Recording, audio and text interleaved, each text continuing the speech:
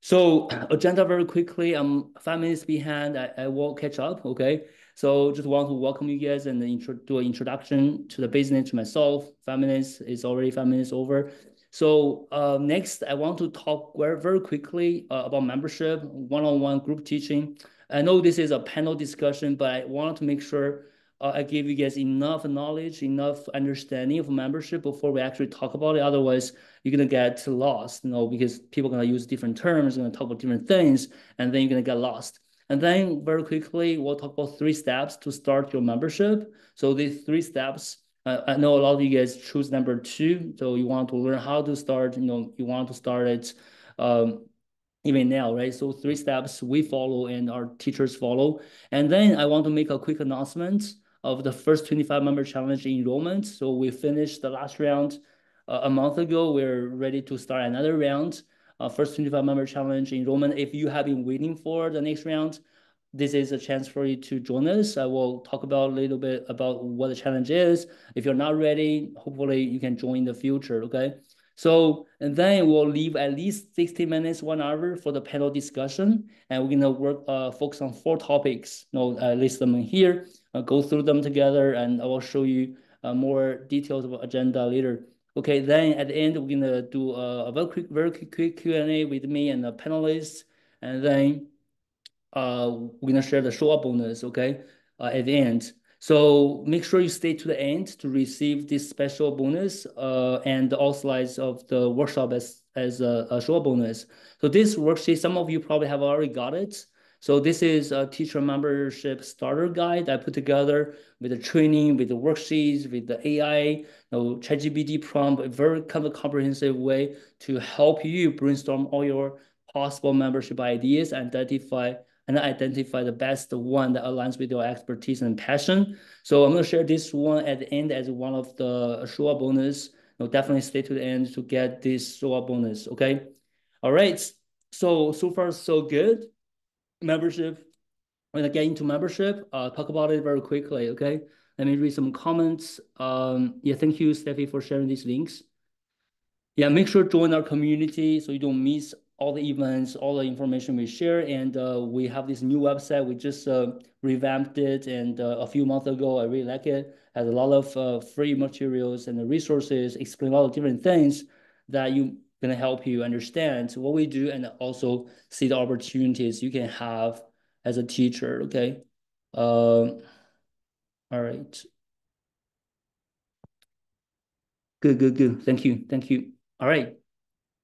So what is membership?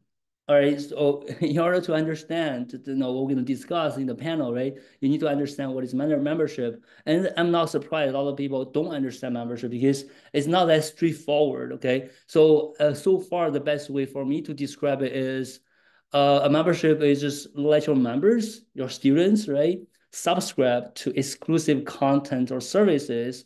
I mean, if you are using Netflix, I think a lot of you guys use Netflix, right? And a lot of the streaming software or apps or a lot of things like even like journals, they are using this membership subscription. So anyone using any of the subscription, if you can comment in the chat. So if you think about that, it's just people pay you monthly, right, in order to get access to exclusive content, right, like Netflix, the movies, the TV shows, right, provided by you if you run this membership. That makes sense?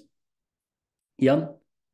Yeah. Prime, YouTube, exactly. And just subscribe to NFL Plus because I need to watch these games, right? So just a monthly subscription. So what can be included in your membership, right? You might think, okay, I understand the model, but as a teacher, what can I include, can I offer? So for student membership, students pay teachers monthly, usually to maintain access to like training videos. You create a lot of training videos, worksheet templates, and other materials, as well as teaching support from the teacher and the community, right? So a lot of things you can create, you can provide in the membership. I want to give you guys some examples. I know Simon is here. Um, so Simone has this membership, right? It's for international doctors in the US. In her membership, she just provides on-demand digital lessons and the materials, group live sessions once a week, and office hours via live chats once a week, and student virtual community, right? So this is what Simone provides in her membership. And then Rachel is also one of the panelists today. So in her membership, NHS Success Pathway, she includes on-demand digital lessons and materials, group Zoom sessions once a week, and WhatsApp group. So all her members are in one WhatsApp group, and she just helps them in the WhatsApp group. And she does Zoom session once a week. And Matt is another panelist today, and I actually interviewed him a few months ago, and we launched his membership together. And so in his membership, he has on-demand digital lessons and material, kind of digital course, and also he does like a Zoom sessions once a week. And then he also has a community where people can post and ask questions.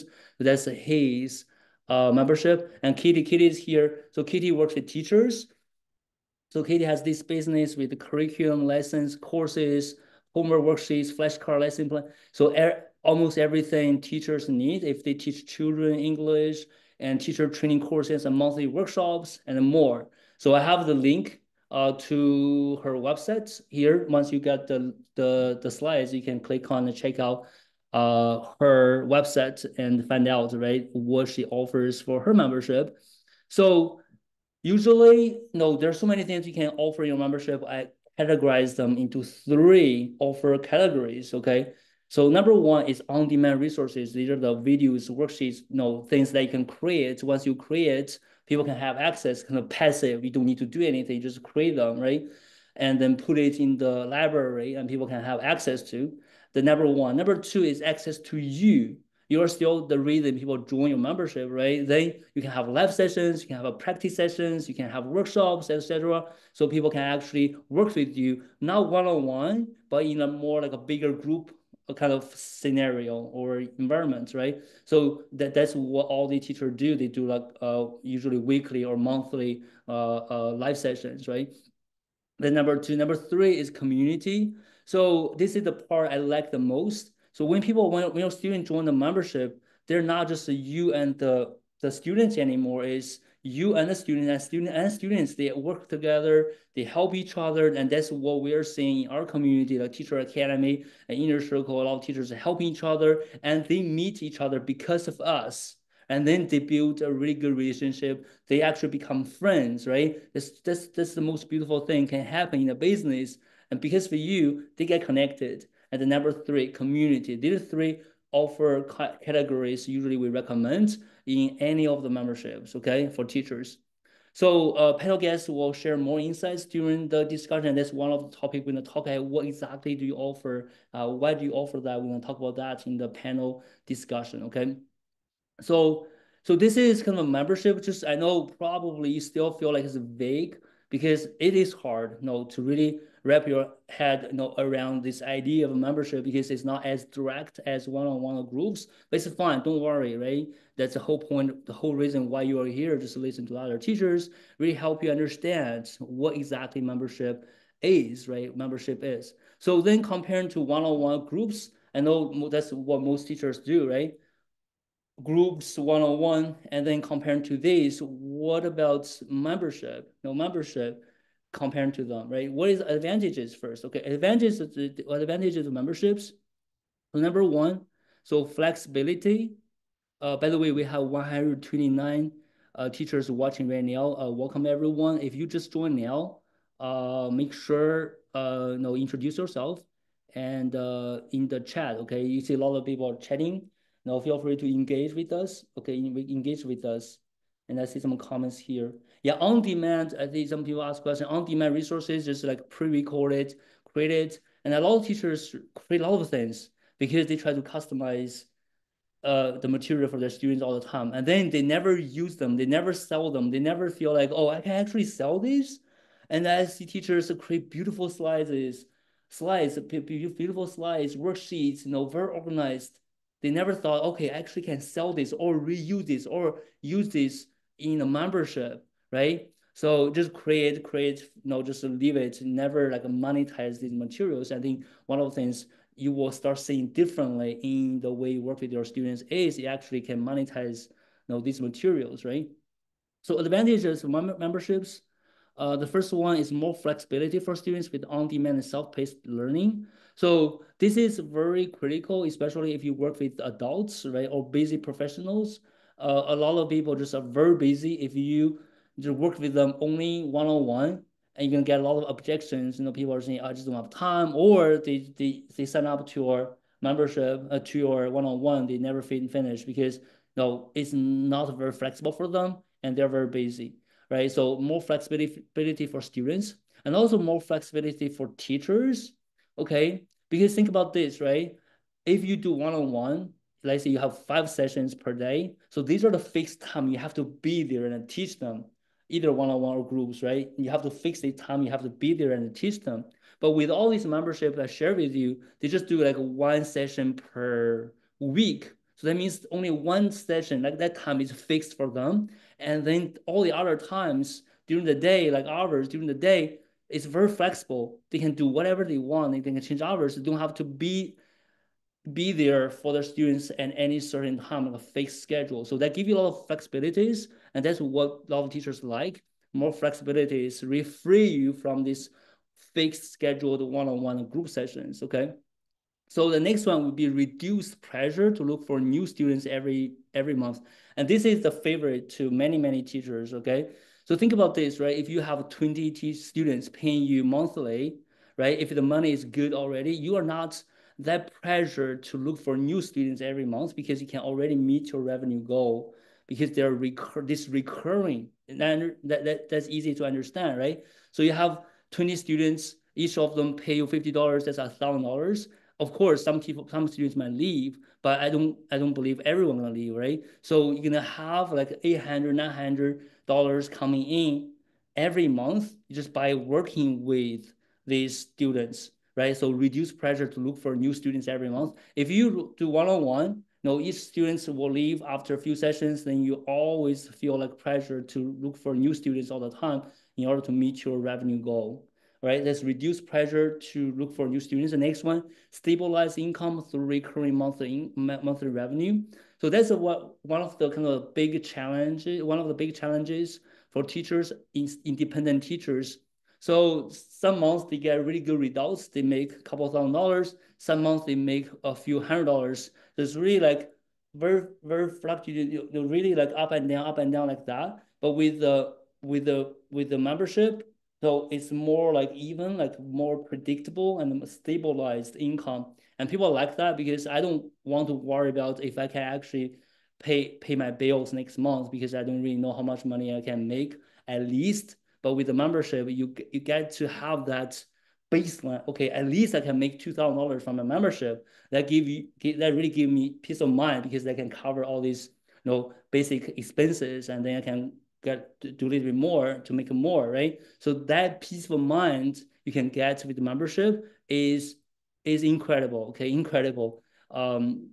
So this is number 4, and the last one is increased scalability without a need to trade time for money. Okay, so this is one of the reasons a lot of teachers want to do membership because they are trading time for money. Okay, so if you are teaching one-on-one or groups, your income is capped by your availability, right? It doesn't matter how much you charge, even you charge like $100 an hour, right? If you teach, let's say 40 hours a week, that will be $4,000 capped, right? Because you don't have more time to teach. And that's some teachers. I just talked to some teacher yesterday. They're like, I can't get, and I can't take on any more new students, right? So then your income is capped if you do one-on-one or groups only. But with the memberships, the time you spend managing a membership of 50 members wouldn't be much more than managing 500 members. You see that? So that's what we call scalability. So the time you spend on working with students is not proportional to the money. So when you have 50 members, the time you spend is not 10 times of the time you spend with the 500, but the revenue, the income is 10 times greater. That's a scalability.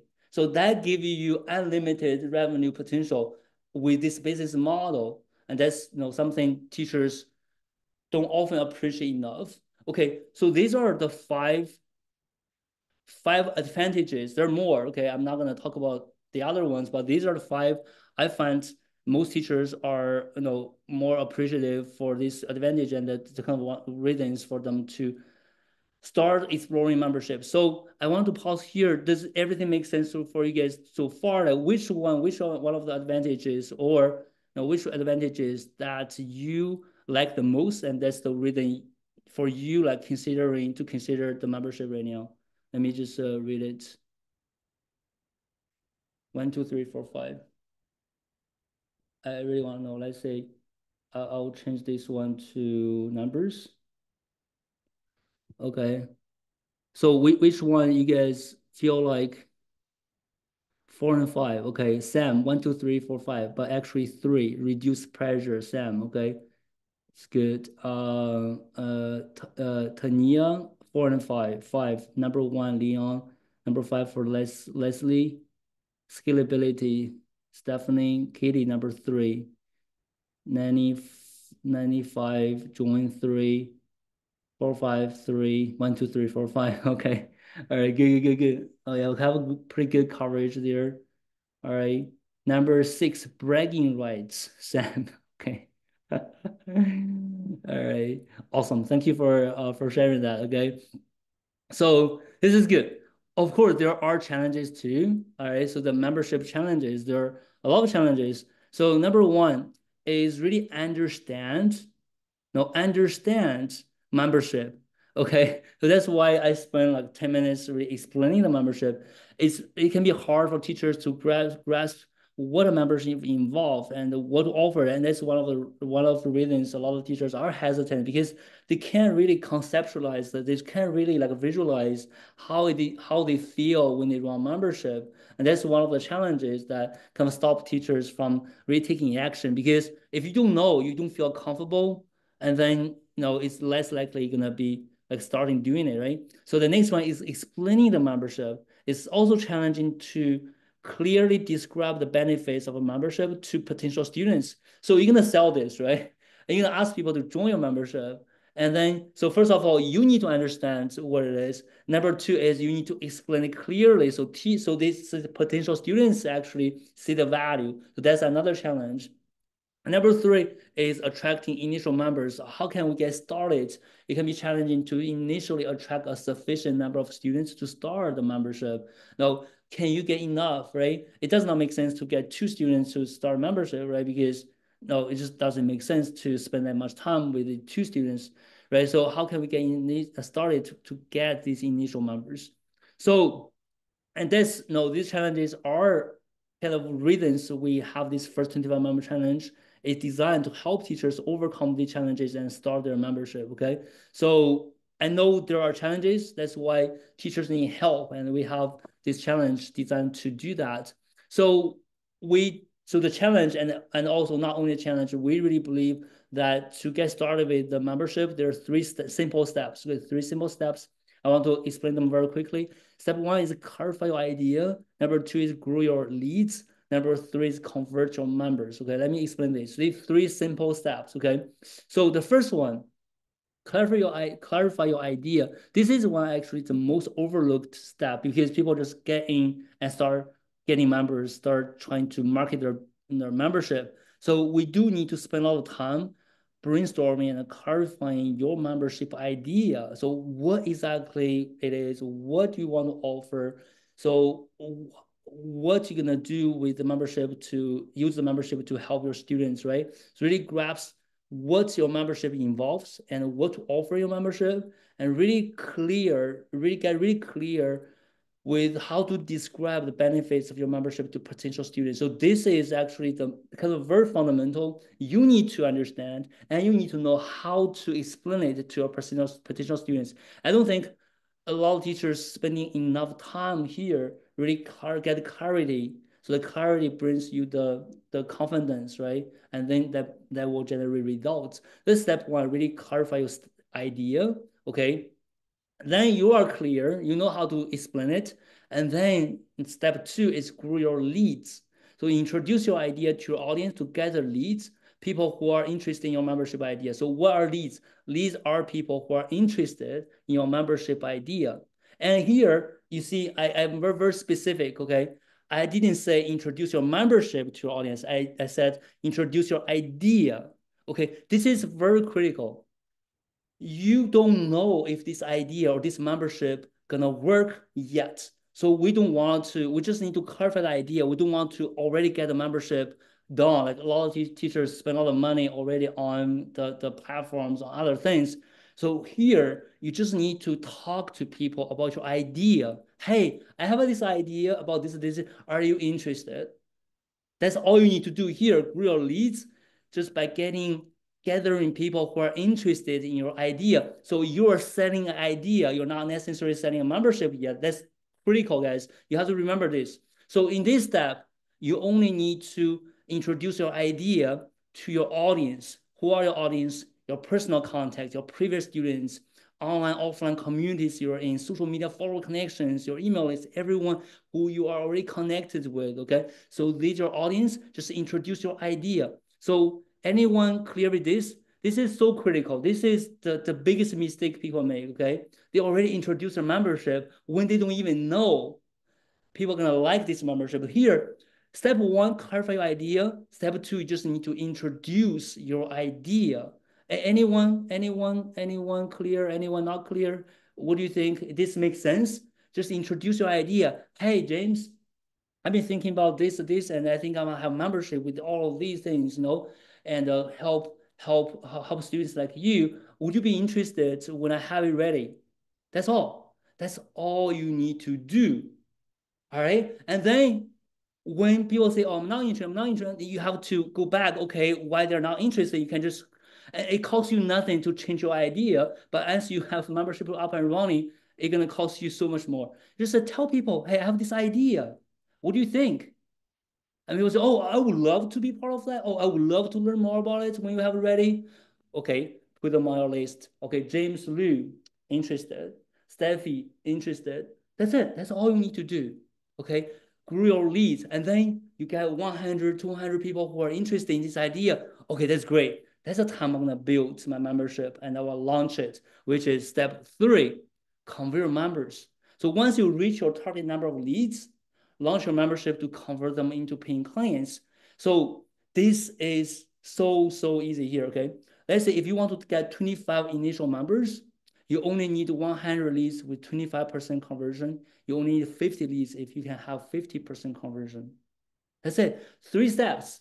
You need to get really clear with your membership idea, what it is, how you use it to help your students. And then you introduce it to your audience. Hey, James, I have this idea. I have, this is what I want to do with the people like you. Would you be interested when I have it ready? They're like, oh, of course, it sounds amazing. And then you put them on a list. And then you build your list. And then once you reach your target number of leads, you just say, hey, I have it ready now. No, this is what all entails, convert them, right? So yeah, so Tanya, if your conversion is lower, 10%, then if you want to get 25, right? No, you just get to 250 leads. That's simple, right? It depends on what you think the conversion rate is. Okay, so this makes sense. Makes sense. These 3 steps is critical. Okay, makes sense. If it makes sense, then a thumb up or yes in the comment, letting me know. Okay. All right, that's great. That's great. Okay, awesome. Yeah, Q&A.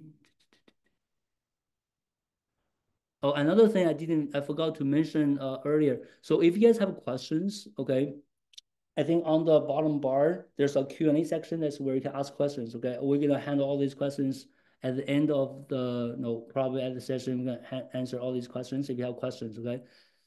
It's good. All right.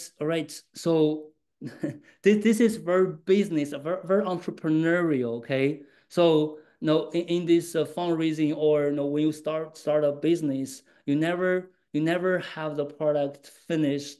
You always start selling this idea. Start from selling this idea. Once you have idea, you build a prototype, which is like kind of try to get a proof of concept, and then you get money, right? Then you kind of grow it, right? So this is something I know teachers are not very familiar with. I'm trying to introduce this. The same thing applies here. Start with the idea, okay? so that you have the lowest risk to fail.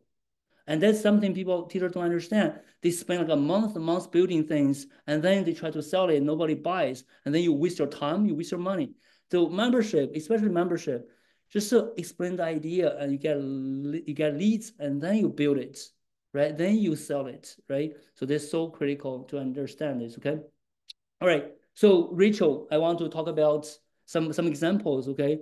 Rachel did a first 25 member challenge and got enough initial members just by launching to her previous students. So she didn't even like market her membership to everyone. She just kind of have this idea and reach out to her previous students, and then she launched her membership and got enough initial members. That's it. You see how simple it is? And of course, Rachel has a lot of students, right? She just reached out to these previous students and then got enough initial members. And Amy joined the first 25 member challenge and got 36 members in 1 week, okay, just by launching to her LinkedIn connections. She didn't like doing Facebook ads or do a massive marketing. Just say, hey, message people on her LinkedIn. Just say, hey, I have this idea. Do you want to join when it's ready? And she got 36 in 1 week, okay? And to start a membership and get enough initial members, you don't need a big audience with 1,000 connections, followers, and the subscribers. That's another misunderstanding. If I want to have a membership, I need to how many people I need to have? No, your leads, like that is important. How many leads you can get that people are interested in your membership. It doesn't matter how many connections, followers, subscribers you get on social media or how big your email is. It's the leads, the lead list, okay? And then, or any of those, you don't need a website, you don't need a funnel, you don't need an email marketing, you don't need to pay ads, you don't need course platform, you don't need any apps, okay? So all the example I gave you guys, they just use Facebook groups, Google Drives to start their membership. That's more like a prototype, right? It's not the final version. It's a prototype with the idea, and you can get started, and then you start making money, and then you reinvest in your business. Okay, of course, you're gonna need all of these in the future when you want to grow your membership to a couple hundred people, a couple thousand people. You need all of these, but now at the beginning, to get 25 members, to get 50 members, you don't need any of this. Okay. Now I want to quickly move on to the teacher membership panel discussion. So what we're gonna do with this is the agenda for the panel discussion. So I'm gonna do a quick introduction of all the panelists, and hopefully everyone's here by now. Then everyone who all the panel guests, they're gonna do a self-introduction, cap 2 minutes at most, 2 minutes, okay? Just very quickly their background and also their journey with running a membership, their experience, and then we do a group discussion on 4 key topics. All right, so I'm gonna go through these topics one by one and let teachers talk. I will just kind of facilitate, let teachers talk about the experience. Okay, so the first one is Anqing. Anqing actually did the first 25 member challenge. If you guys want to ask her some questions about the challenge, feel free to. So what she does, she's that I got this title from her LinkedIn. Okay, Human First Communication Coach for Spanish speakers, speaking managers. It's pretty cool. I recently graduated from the first 25 membership and started her own membership. Okay, Matt Slay, some of you probably have been inviting him to a few sessions recently. So he is an English teacher for football professionals, football, soccer. Okay, if you're in the US, football, not the American football, soccer. So recently launched his football English club, a membership for football professionals. Pretty cool, and he's gonna share a little bit more about that. Simone, I already talked about her in the previous slide. So she's a cross-cultural communications mentor for international doctors in the US, and she has been growing her membership community in 2024. Rachel, a culture and a communication coach for NHS professionals in the UK, started a few memberships, very experienced in running memberships. And Kate, founder and director of a Bridge Academy, has been running the membership subscription for a few years. Steffi, partner and growth coach at Bowie Strategy. This is our own Steffi, okay? Managed to market and grow your teacher academy to 200, our teacher academy to 200 members. So Steffi is the person behind the teacher academy, which is the membership we have in our business. And she has learned so much about membership, about how to work with community. That's why I invite her to talk about her experience. If you are thinking about working with teachers, so believe it or not, a lot of clients we work with right now, they want to work with teachers, which is a great way, right? Teachers work with teachers, teachers work with students. Definitely stay here to listen to more. So now I will just invite them one by one. I will start with Steffi because she has to leave in about 10 minutes, okay? So everyone I invite, you just need to have like 10 minutes, 2 minutes, no more than 2 minutes to a background and also your experience with membership, okay? Let me remove my spotlight. Hey, Steffi. Hi, hello, James. Thank you so Over, please. much. Great. So just to introduce myself, I am Steffi, and I am a mindset and growth coach for teachers who want to become teacher entrepreneurs. And I used to be an ESL teacher, teaching English to everyone. Then I became a teacher entrepreneur, where I just work with psychologists who wanted to improve their communication skills in the therapy sessions. And that happened actually 4 years ago. And now I've been managing the teacher community and especially the teacher academy that you mentioned, James, where we have around 200 members. And I'm really enjoying managing this community because, and I guess I will mention it a little bit later, it's a very good platform for teachers to learn how to become teacher entrepreneurs. Yes, so I think that's all from me. All right, thank you, Steffi. I'm just getting panelists here. I Mhm. invite Kitty, I invite Simon. Kitty, if you see, let me know if you see the invite, and then I'll invite, I think Matt. Matt is here too. Hey, Kitty, Matt, and then Anshin. Hello, hello. Hey, thanks for being with us today. Okay. I don't know Rachel. Rachel is not here yet. I hope she can join us. So yeah, if you get everyone, did I miss anyone? Let me see here. Yeah, everyone's here. So hopefully Rachel can join us. I haven't seen her yet. Okay. All right. Steffi did your quick introduction, and I will ask no Katie. Maybe we're just going to teachers first. Katie, do you mind introducing yourself very quickly? Hi everyone, I'm Katie from Abridge Academy. Abridge Academy provides interactive, super engaging and fun teaching materials for teachers teaching young learners ESL online. So that's my membership. It's been going for 3 years now and has been quite rapidly expanding the last year in particular. Super exciting. It's now my full-time job. It's fully replaced my teaching salary. So excited to share some information about memberships with you guys today. Thank you, Katie. Simone. Hello, everyone. My name's Simone. I live in Texas in the United States. I've been working with James for a long time now. And a couple years ago, so I've been through all the training that he has, I believe. A couple years ago, though, I decided to go the membership route, although I still do one-on-ones as well. And I work with international medical graduates who are launching their careers in the United States. I have a very vibrant community.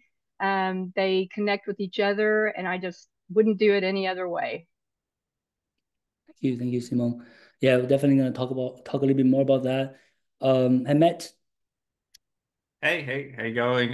Yeah, so thanks a lot, James. I'm Matt. I think James mentioned my niche is I work with football, soccer professionals, mostly coaches, analysts, and scouts. And I've actually only just very recently launched my membership. I was fortunate enough to spend quite a bit of time this year working directly with James, and he helped me set it up. So it's been going for about 6 weeks now. It's so far so good. It's been a big change. I'm trying to move away from doing one-to-ones with people so much, and this way I have much more of like a community feel. And something I've really enjoyed is people are already sort of like networking in my membership and everything. So yeah, it's been a good experience, but I'll go into a bit more detail later. Yeah, thanks for that, Matt. Anshin,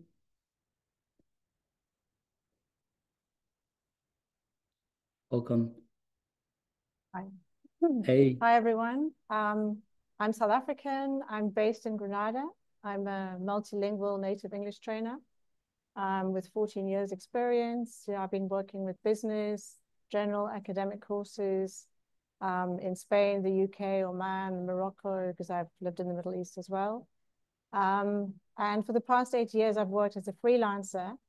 And, I've been doing, as many people do, one-to-one sessions. And I've also done a few courses with James. But recently, I was very interested in the 25 member challenge. And so I'm a newbie, really, because I've literally just launched my community. I launched it at the beginning of October. My focus is on pronunciation, English pronunciation for Spanish speakers, so they can feel more comfortable communicating in professional and social situations. And I have members from all over the world, from Colombia, Brazil, Spain, Italy, the US. And yeah, it's very exciting. And actually, as Matt commented, he said that there's a lot of interaction between the members. And I've actually got quite a few members because they've loved it and they've recommended to other people. So I've actually got more members, I would say, from the members, reviewing others than my own promotion. So yeah, that's it. Thanks. That's great. That's awesome. That's awesome. And that's one of the things we're gonna do, and we see a lot of success as well, because membership. No, there are two reasons why this referral thing works really well with the membership. Number one is it's a long-term thing, long-term clients. So you get really most loyal students, clients in your membership. Number two, they are referring something low ticket. It's not something they refer like $1,000 to spend on things. They are more hesitant. But if it's like $30, $40, $50, they feel like, oh, that's incredible value, and they are more likely to refer. And number three reason, which maybe we can talk about in the future, we can have this affiliation. People can actually make some money out of this. That's a great way to grow as well. Awesome. Thanks for sharing everything here. Steffi, if you have to go, you can come back, okay? Come back. We have a Q&A right now. Thanks for joining us, Steffi. So, all right. So let me just quickly answer some questions. So number one, we got quite a lot of people join the first 25 member channel already. Julia, Gail, Melida, Stephanie, then Lim, and Catherine. Welcome to the first 25 member challenge. And I do have some questions very quickly. I want to answer this because some of you probably need to know. So if you are in the Teacher Academy, okay, if you are in the Teacher Academy, if you are not even reaching probably like a milestone 5, I think your focus should be on the Teacher Academy, okay? And we do have membership training in the Teacher Academy after milestone 7. So some teachers in the Teacher Academy still want to join the first 25 member challenge just because they're coaching with me, which is not in the TA. The coaching, like working together, it's kind of like that. But so that means, in the future, if you want, you can still join us in the first 25 member challenge. But you need to know your priority, okay? So don't mess up your plan with the Teacher Academy. We have this group coaching all the time. It's good to ask, okay? Ask. So I hope that gives you guys some clarity, okay? Don't join if you are busy with the Teacher Academy. Okay, so now let's shift gear very quickly to the panel questions, okay? We have 4 questions. I hope all of you guys can answer this, but if you don't feel comfortable answering this, you can skip, but let me know. So this question, the first one, I think this is gonna give us kind of an overview and a big picture of the membership. So I want to ask, can you describe what a typical day looks like when managing your membership? What a typical day, like don't talk about the time you spend on one-on-one other things. Like when you manage your membership, what's a typical day look like? So I hope everyone can answer that. Who want to go first? Okay, so we're gonna start with Kitty. Okay. Hi. Yeah, I would say that for me, I should highlight my membership is pretty much entirely self-paced stuff. So obviously a bit different if you're doing stuff that's got live sessions. But for me, I wake up, I get my coffee and everything, get settled. I usually just do emails. First thing in the morning, always clear I get like 20 or 30 emails a day. It's crazy when I wake up. So I go through all the emails. putting together more content to add to my membership. It's a teaching resources membership. I'm always trying to add new lessons every day. And then a little bit of time obviously spent on marketing and building community, messaging with members, answering questions, things like that. And about once a week, I'll do some kind of live thing, whether that's a marketing related webinar or it might be a workshop for members. Those are kind of ad hoc because they're not the main focus of my membership. Thank you, Katie. That's pretty cool, right? Yeah, that's the flexibility we talk about. You really can manage your time with the membership without this fixed schedule. Okay, so then probably we can talk about we can use experience. Okay, I think Simone is the next one, more experienced here. Thanks, James. Well, I recently changed my hours because I decided I work a lot at night because this is when my clients are active on it. So I actually take the morning to myself now.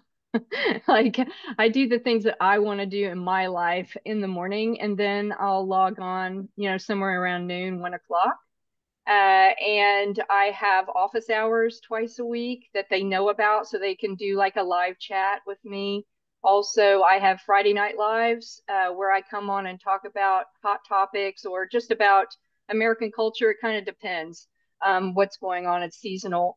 I have a bi-monthly group session with breakout rooms. So my clients are practicing for interviews right now. It's a very seasonal type of member base. And so right now they're all applying. I mean, they've already applied. They're all practicing for interviews. So we do that a couple of times a month, and they meet each other that way. So it's great. I also monitor the group chat. So there's a group chat, and I usually let that roll though. I don't break in unless I feel like I need to. I do some posting to boost engagement, like questions and polls, and I do private chats with people who are contacting me directly for encouragement or whatever they need. So most of it though is asynchronous. I have my courses in place. I have courses and community, and I've built it this way because I like to travel. So I don't want to have to be at a certain place at a certain time. I do have scheduling for one-on-ones if they need it, but that's still something that I control. So that most of it is just my control. That's what I would say it boils down to. And also, supporting them. It's great. It's great to hear, Simone. And everyone, if you have questions to any specific panelist, put in the Q&A section. I'm monitoring the Q&A section. If there are questions for them, I will let them know. It's great. Thanks for sharing that, Simone. And Matt. Yeah, sure. It's kind of hard to answer what a day looks like. As I said, like mine's fairly new. It's only been going for about 6 weeks or so. And to be perfectly honest, there are days where I might not actually do much at all for it. Like I might respond to an email or some sort of message from one of the members. But speaking more like weekly, there's 3 times a week I offer kind of like live sessions that are like a conversation club. It's really just an opportunity for the guys to speak and practice and ask me questions and things like that. And then once a month, I'm setting up sort of like a bit more of like a proper class. But similar to what Katie said, a lot of my content is sort of on-demand resources, videos that I'd already put together. So I spend a bit of time planning and creating them as well and update it. I try to do something like every week, some sort of video that goes up for them.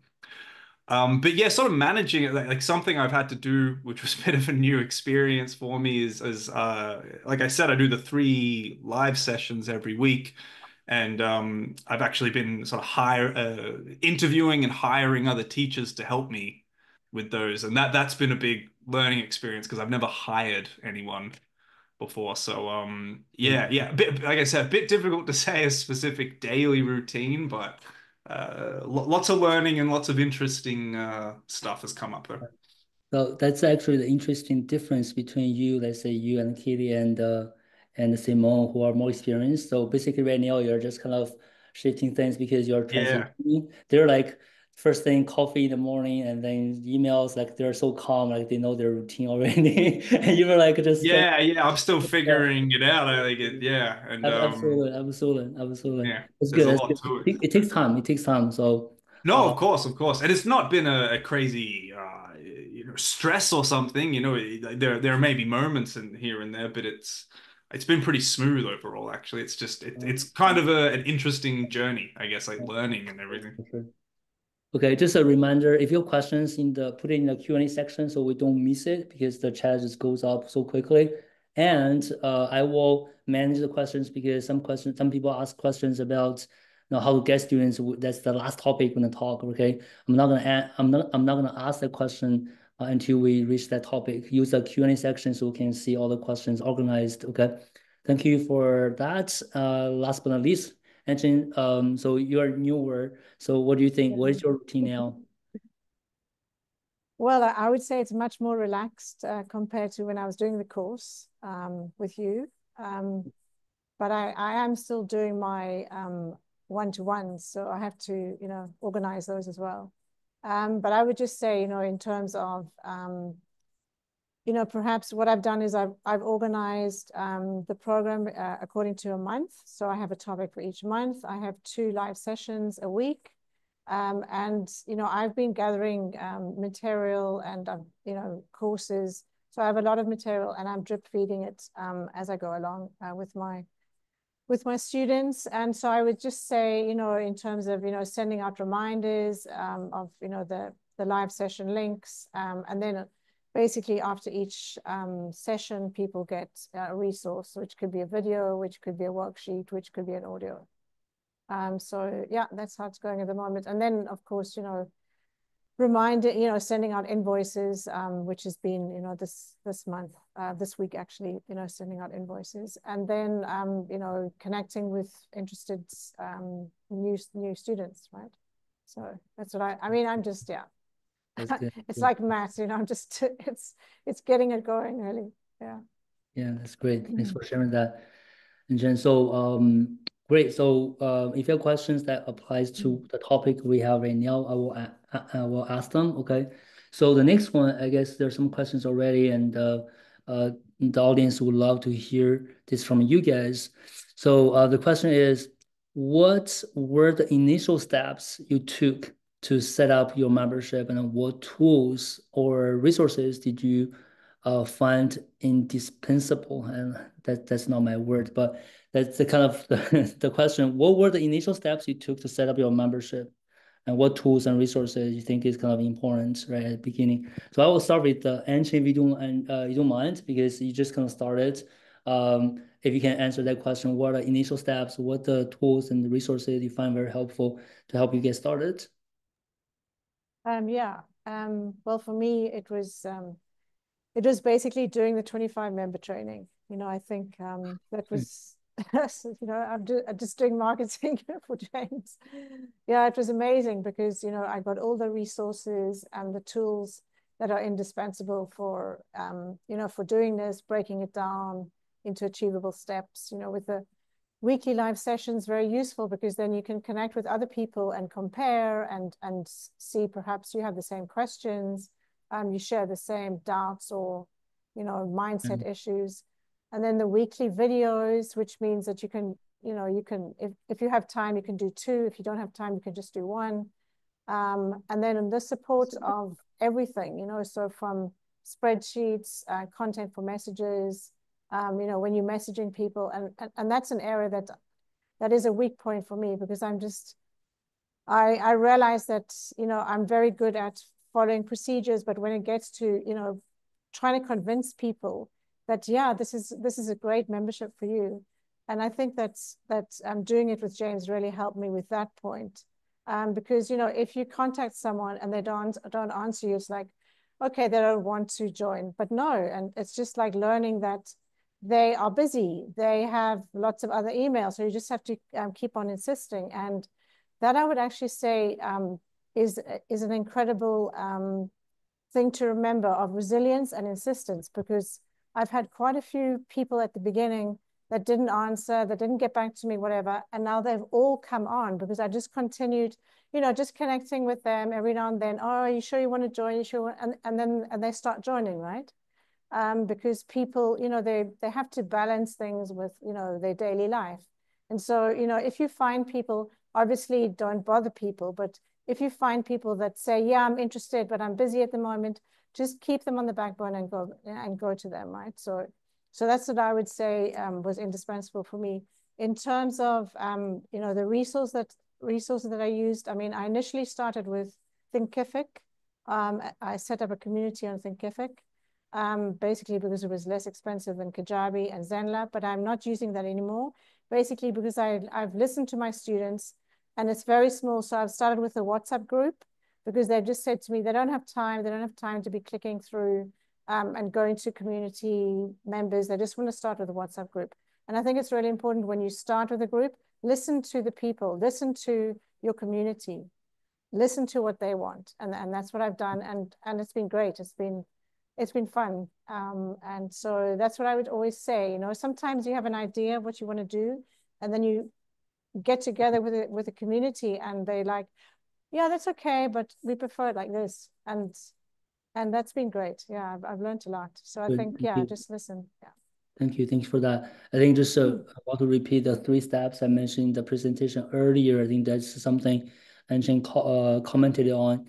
You have the idea, then reach out to people. Don't make any assumptions. Just build your lead list. You know, people who are interested, and get in touch with them. You don't need a massive audience to have the initial members or membership. You know, already get it started. If there are people interested, right? Then that's a great point you made. So very quickly moving on to Matt, do you want to, I mean, I think it's pretty fresh as well for you, the initial steps. Yeah, sure. So I think Anshan mentioned a lot of sort of big points there, but just a couple of extra things I would say was something that really helped me was working on developing like a good lead magnet, something that, you know, to get a lot of attention from people, get a lot to build up an email list and everything. You know, that was a big sort of thing, and helps you sort of communicate to a much bigger group. And then from that, of course, the actual email list, you know, and you can sort of get to people directly and publicize everything and promote it and everything. So that was something that we put quite a lot of effort into, was developing that lead magnet. And I think that's something I would definitely recommend to people to getting started, because you build a big list to draw from. Absolutely, absolutely. I think one of the marketing strategy Matt implemented and Angie and some other teacher didn't, was to also build an email list during the launch. So what happens with Matt? So Matt has 8,000 connections on LinkedIn. I think 8,000 connections on LinkedIn. We just build a lead magnet, and then we share it. We got to like maybe 1,500 people on email list, and then that was part of the launch. I think that contributed to the result as well. We got like 50 members at the end through the emails, through the LinkedIn campaign. So if you are on LinkedIn, you have a big number of connections. You know, the email marketing will help a lot in the launch. So these are kind of course, let's say teachers like Anshin and other teachers I mentioned earlier. So you don't need to have an big email list. Just if you already build a good audience on any of the social media platform, using email marketing can help for sure. So Katie and Simone, I know you guys it's been some time for you guys for starting your membership. Anything you want to comment on? I would add to that although we're talking a bit more about marketing here, actually before you do your marketing, something I'd really emphasize with any business idea is doing your market research first. And that can link in with your marketing. Like part of your market research is building a bit of an audience or engaging with your existing audience or an existing audience online and getting an understanding of what exactly they're looking for. But I think something I see some teachers do is they see, oh, you know, memberships is the new thing. The money's in memberships. So what I must do is launch a membership. What membership could I launch? But you're thinking about it kind of the wrong way around if you're taking that approach. I would recommend first engaging with an audience, whether that's your audience or it's a wider community on Facebook or LinkedIn or wherever you tend to hang out online in your niche, and looking for what people are asking for. Like if people are already reaching out to you asking questions about the same thing all the time, or if you already teach one-on-one perhaps, and your students are always having the same kind of questions, the same things that they're working on, spot those unmet needs and then use that to come up with your membership idea, and then test it out, and then kind of what the others were saying about the marketing and that going forward. But I think that's the one thing I would really add and emphasize is don't jump in too quick. I mean, get started, don't wait, but look for an opportunity where there's a gap in the market that you can meet. Yeah, thanks for adding that, Kitty. Appreciate it. Simone, do you have anything to add, or? I guess I was thinking that this question had to do with the actual platform, because I thought we were talking about marketing with another one, but I used Thinkific before. I really didn't like it. I mean, actually, I lied earlier. I have not taken this challenge from James because it didn't exist back then. And I'm so jealous of all of y'all because you could just take it, right? But at that time, there wasn't that training, and I was doing one-on-ones, and I had courses also on Thinkific, but I wasn't happy with it at all. I thought it was very clunky at the time anyway. I don't know how it is now. And so I heard from another source about Mighty Networks.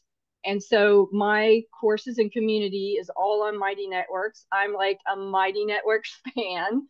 They have all the, they have all the training there. So they have a group just like what we're doing here, but just to set up your community. So, to the actual platform.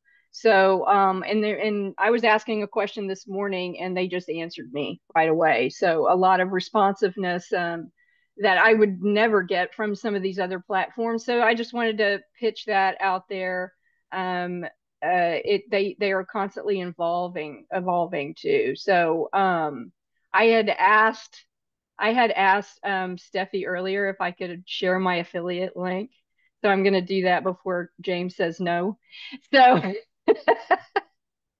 there's my affiliate link. So if you want to check out. No, Simone, take it back. Don't leave the webinar. Okay. You need James. They're not going to help you with the things James can help you with. So okay. Don't think that that's something different. Yeah. You need James for sure. Yeah. Okay. Yeah. Anshin first and then Katie. Yeah, I just wanted to comment on what Simone said. I tried Thinkific for a month, and it's very practical, it's very useful. Maybe now it's not as clunky as when you started. And if I had the money, maybe I would continue, but also because I was listening to my students, and my students were like, no, we don't have time to click on this and click on that, and we just want to do a WhatsApp group. And then I'm going to listen to them, and as they grow, if eventually it's necessary, then I'll add it. I'll add the community. But I think it's really important to start with your students, with your clients, right? Listen to what they're saying, and if you do that, then you will grow. So that's what I'm saying. Katie, very quickly, yes. I was just going to add basically the same thing as Anshin was saying, just that I've been a part of a few other memberships. Like I was the person paying for the membership, not the person running it, where they've used platforms like Thinkific or Mighty Networks. So I'm not a fan of it, but to be honest, Mighty Networks, when I was using someone's membership on that, was like 5 years ago. I think it's probably improved. But one thing I would say that always annoyed me about all of those from the student perspective is having to download another app or having to check a different website.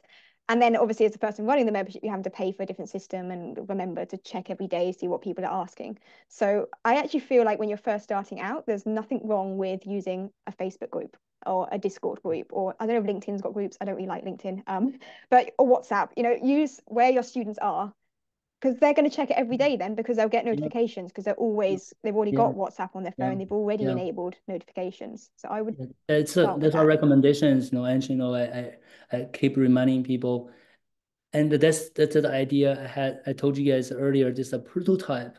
It's a prototype. Whatever you're building is a prototype. So when you are really successful, like hundreds of members, you're gonna have the money to invest a lot, right, on other things. But the prototype, and you have to understand this idea. It takes steps. Okay. We're gonna quickly move on to the next one, and welcome back, Steffi. The next question, what types of content activities do you offer in your membership, and how do you decide what to include?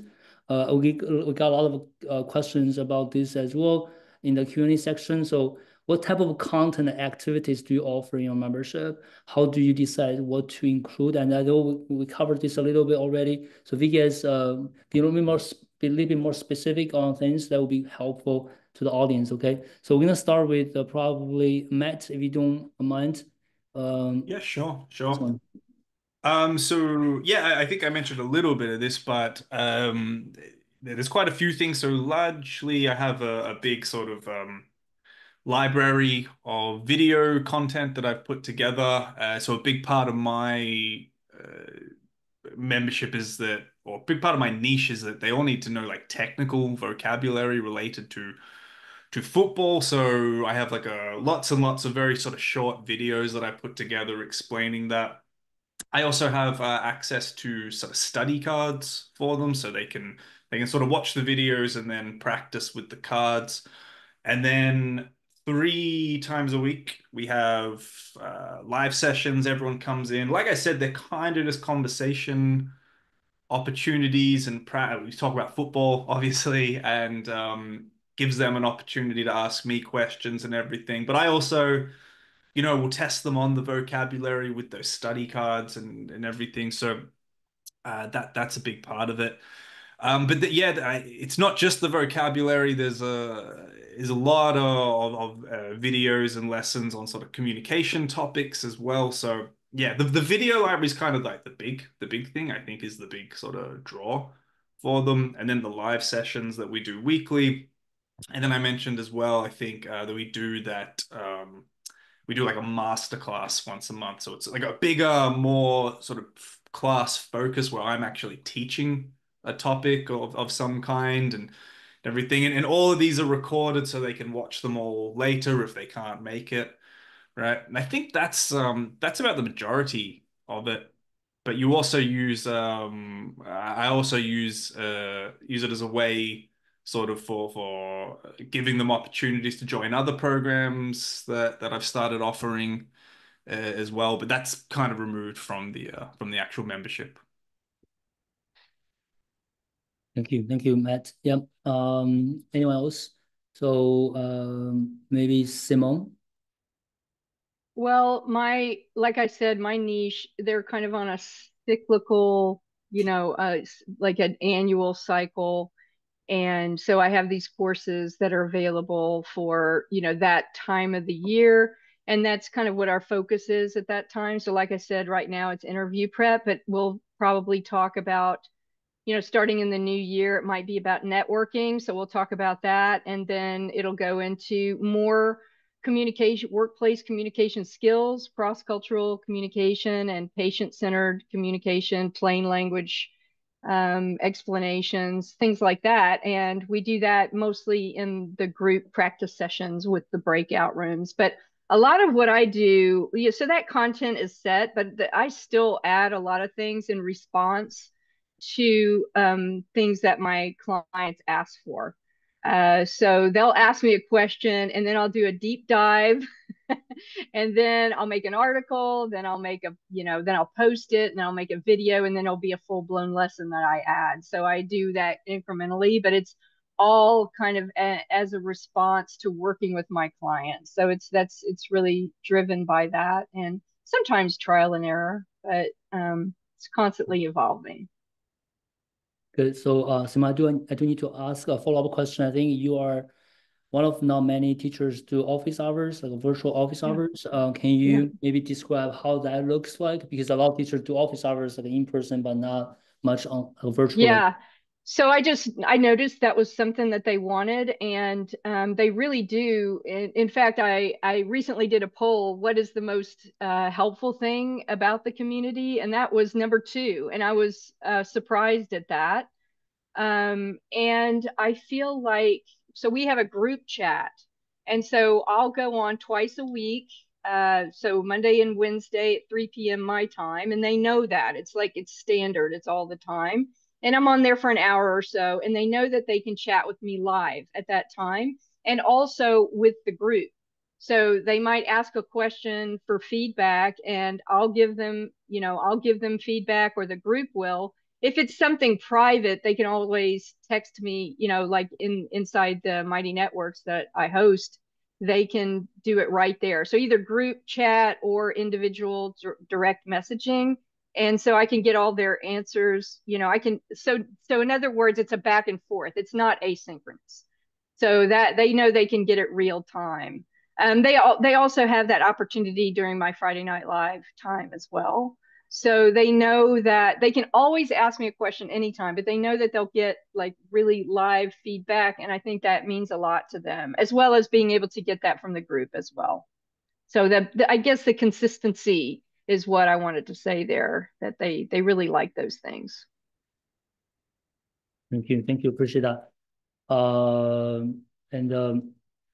Katie, do you want to comment on this? I think you actually mentioned quite a few things already. Do you want to comment on it? Yep. Remind me, we're talking about what's included in the membership, right? I feel like I'm losing track. The question is, what type of content activities? I think yours mostly, kind of on-demand resources, right?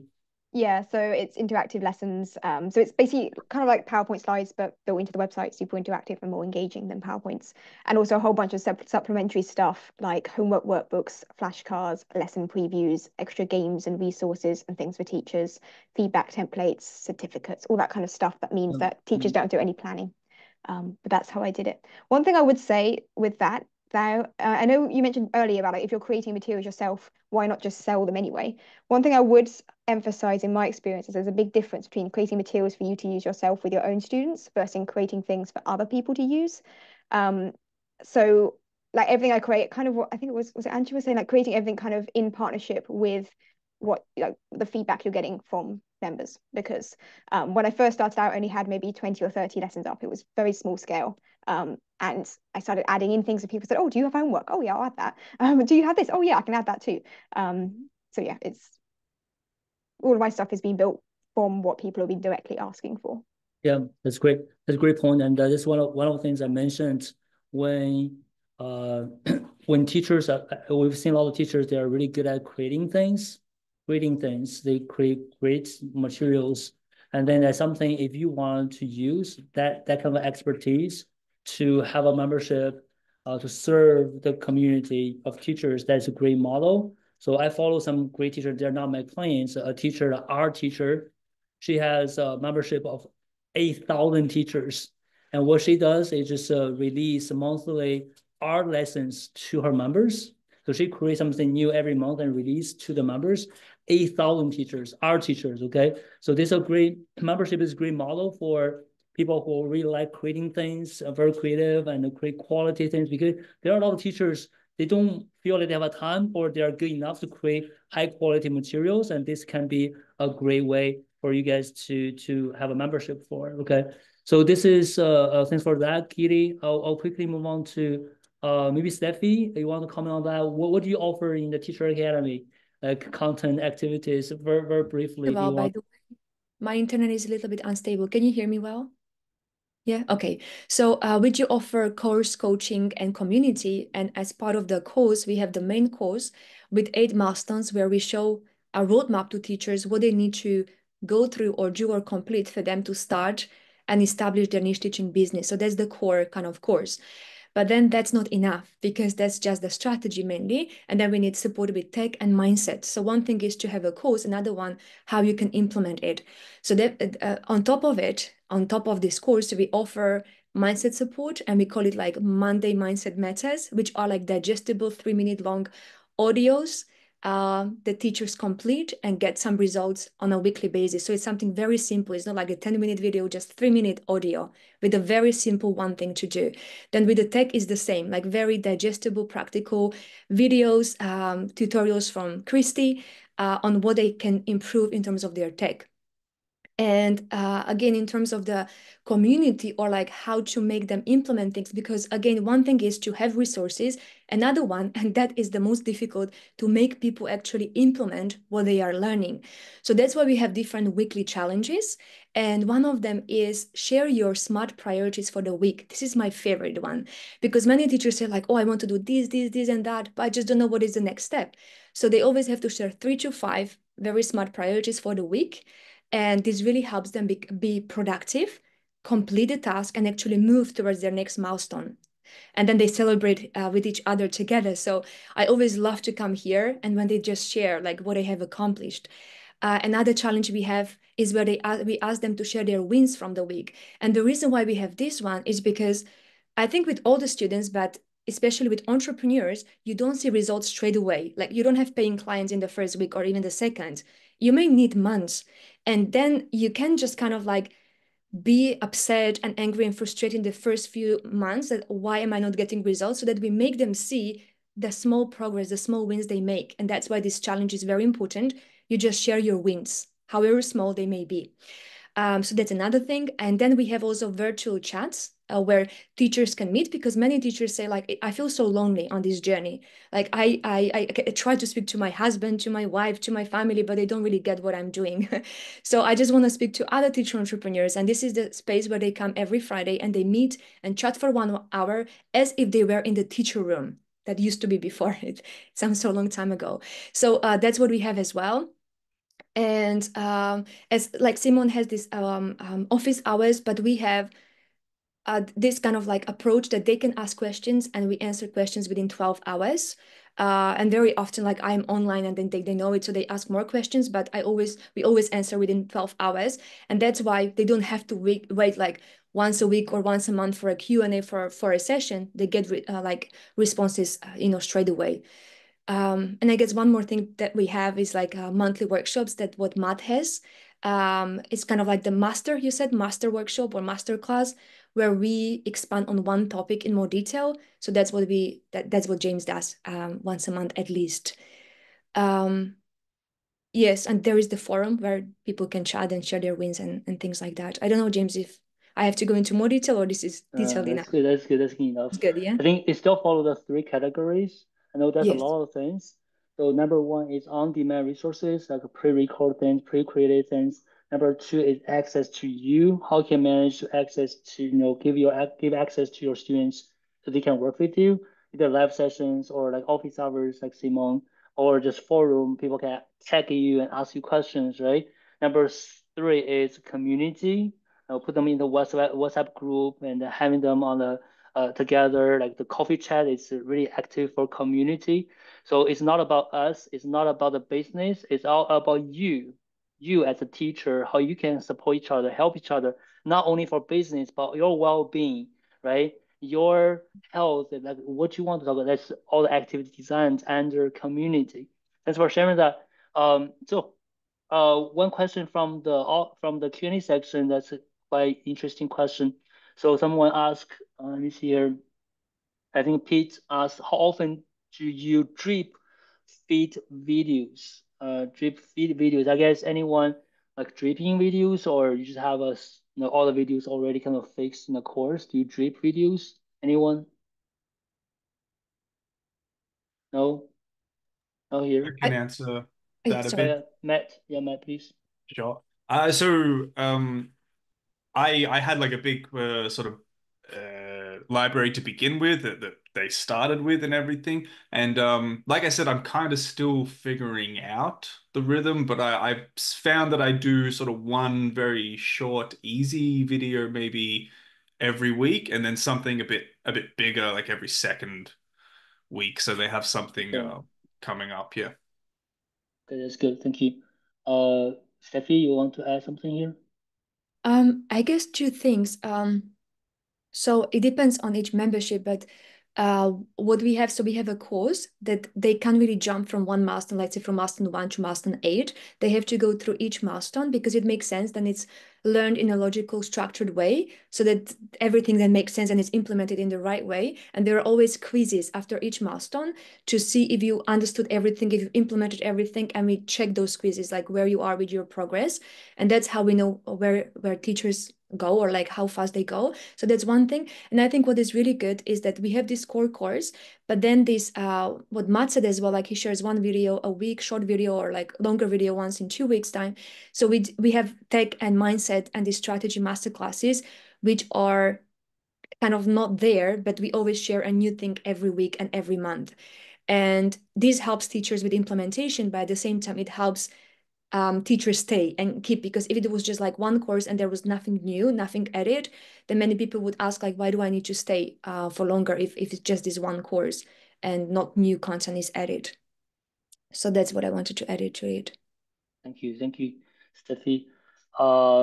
Yeah, and some other clients we work with, like Meredith, I interviewed her a few months ago. So she has a membership, and what she does, she release videos twice a month on the 1st and the 15th. So she just kind of very scheduled. She release videos, and then while she's building the library, so whenever she release videos, she put them in the library. That's what she does. And another client, Emma. So she already has so many videos. She doesn't do dripping. She just have all the video there. But when the way we do that too, we manage our clients. We don't want them to have access right away to all the videos, right? So we actually do some dripping and also locking. So you have to finish this module in order to open that one. Of course, these are features now not available on Facebook group or anything. When you have a prototype, you don't need to worry about these features. But when you have money to invest in some of the platforms, you have these features to help you better manage your clients, especially if you have over 100, 200, 300 members, right? So one more question on this before we finish up. So there's a question about, I think this is something a lot of teachers ask. So they are kind of concerned about the materials they share with their members.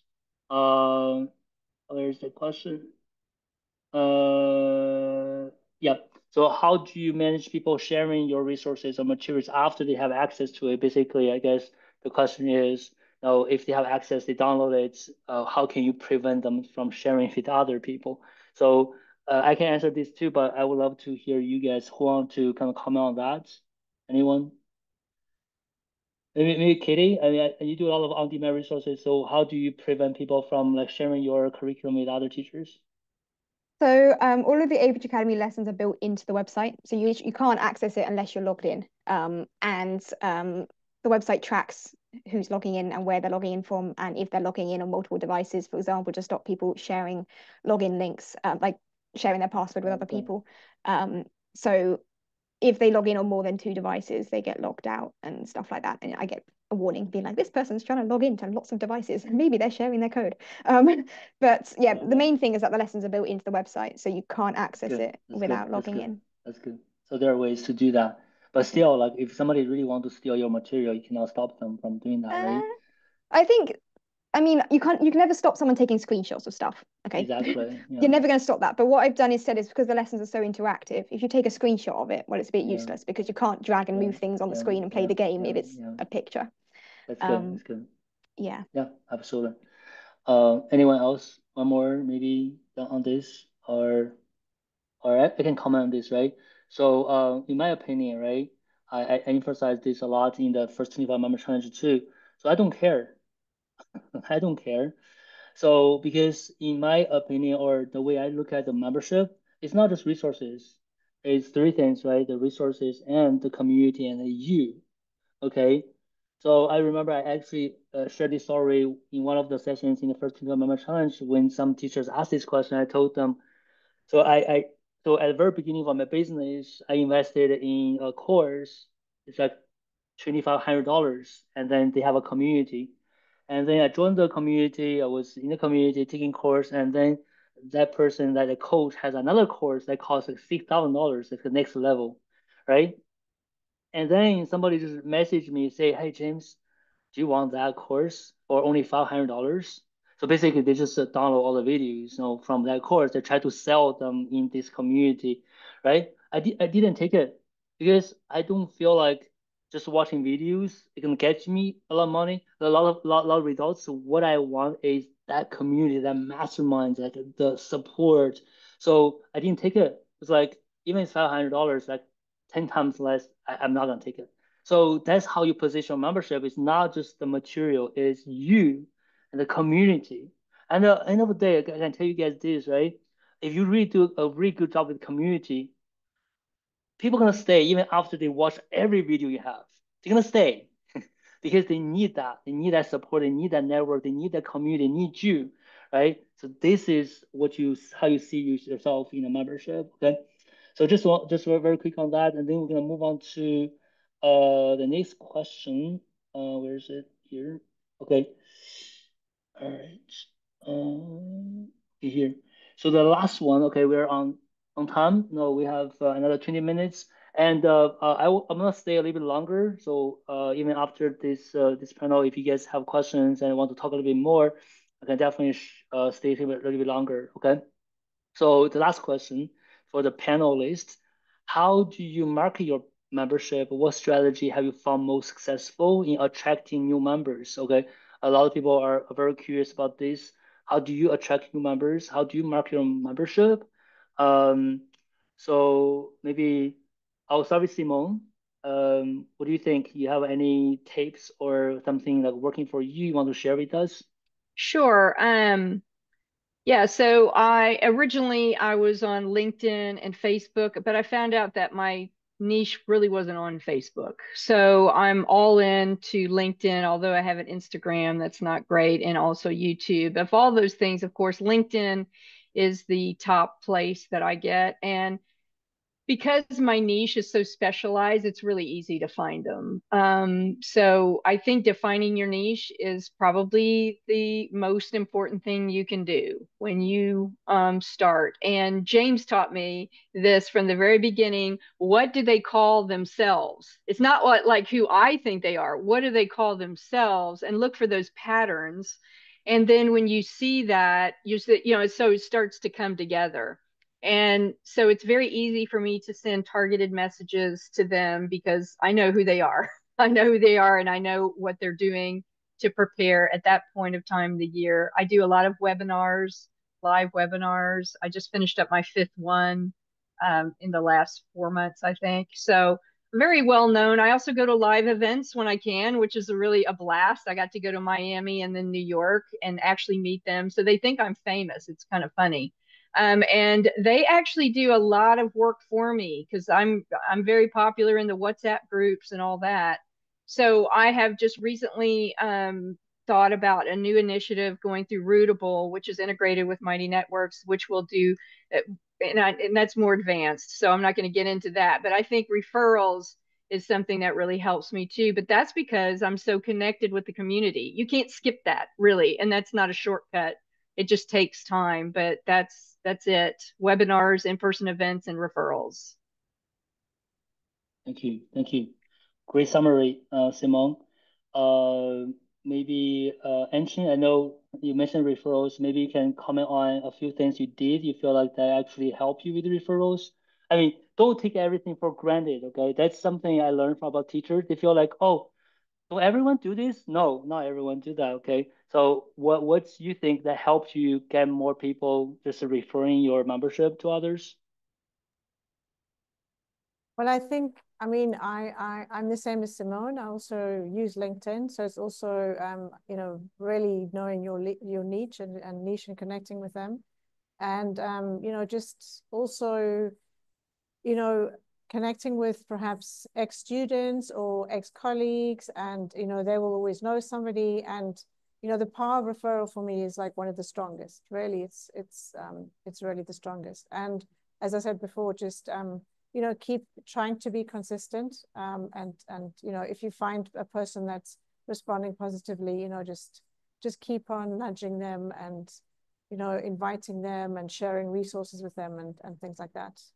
Every now and then, doing a poll and just simple things, not being irritating, but, just, nudging them slowly until eventually they want to come in. So that's what I would say.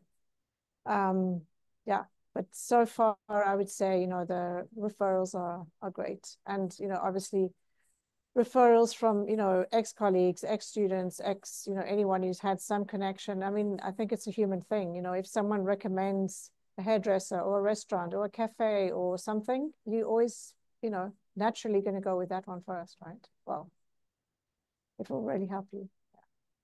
Thank you. So, appreciate it.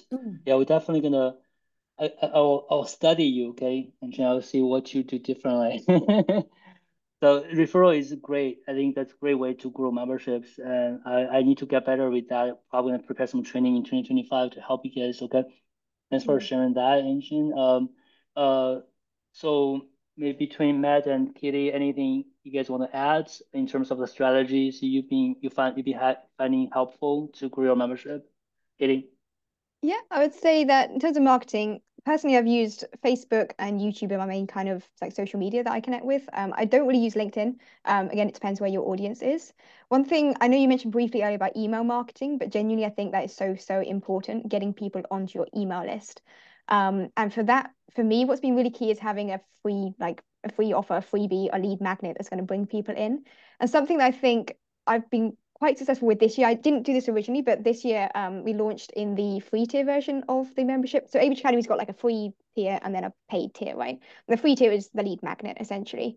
And I really redesigned that this year to focus on conversion. So the free tier includes English level placement test, trial class slides, all the resources you need to get your parents, like for the teachers to onboard new students into their classes. So it's helping them onboard new students. All of the templates and things they need for that are in the free tier. But indirectly, it's also selling my membership to these teachers, because once their students are signed up, having enjoyed that free test and enjoyed the free trial class materials, they'll be like, well, I want to have more lessons like those free trial class materials. Oh, that must mean we need to have the ABridge Academy curriculum. So that kind of draws them in to sign up. So I think if you're going to be working on email marketing, which I really think is incredibly like super powerful, you need to have a lead magnet that's kind of designed and optimized to directly leading to those kind of conversions. I mean, exactly how you design it will depend obviously on your membership. But that for me has really boosted conversions this year, adding those trial class resources. Oh, yeah, and also great. what people said before about Great. referrals. Referrals super important. Yeah. Yeah, and That's now great my resources. membership's grown. I'm getting a lot more now from Google search. Like over 70% of my visitors on the Wow. website are from Google search. That took a lot of time to build up though, so that's more of a long-term thing. Great. Thank you for sharing that, Kitty. That's great insights you shared. Matt, any last comment on this? I don't think I can add a whole lot, except yeah, just to reiterate, I use LinkedIn a lot. I dedicate a lot of time to just sort of building that audience and nurturing there, and then through that sort of get them the lead magnet to build the email list, and those are the sort of the main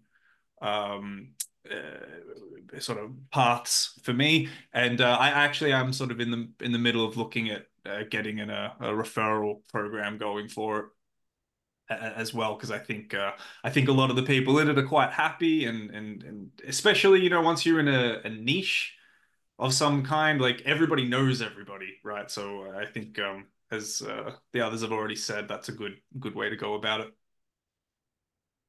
Good. Thanks for sharing that, Matt. Yeah, so this was the last question, and now, if you guys don't mind, we're gonna take a look at the Q&A section, okay?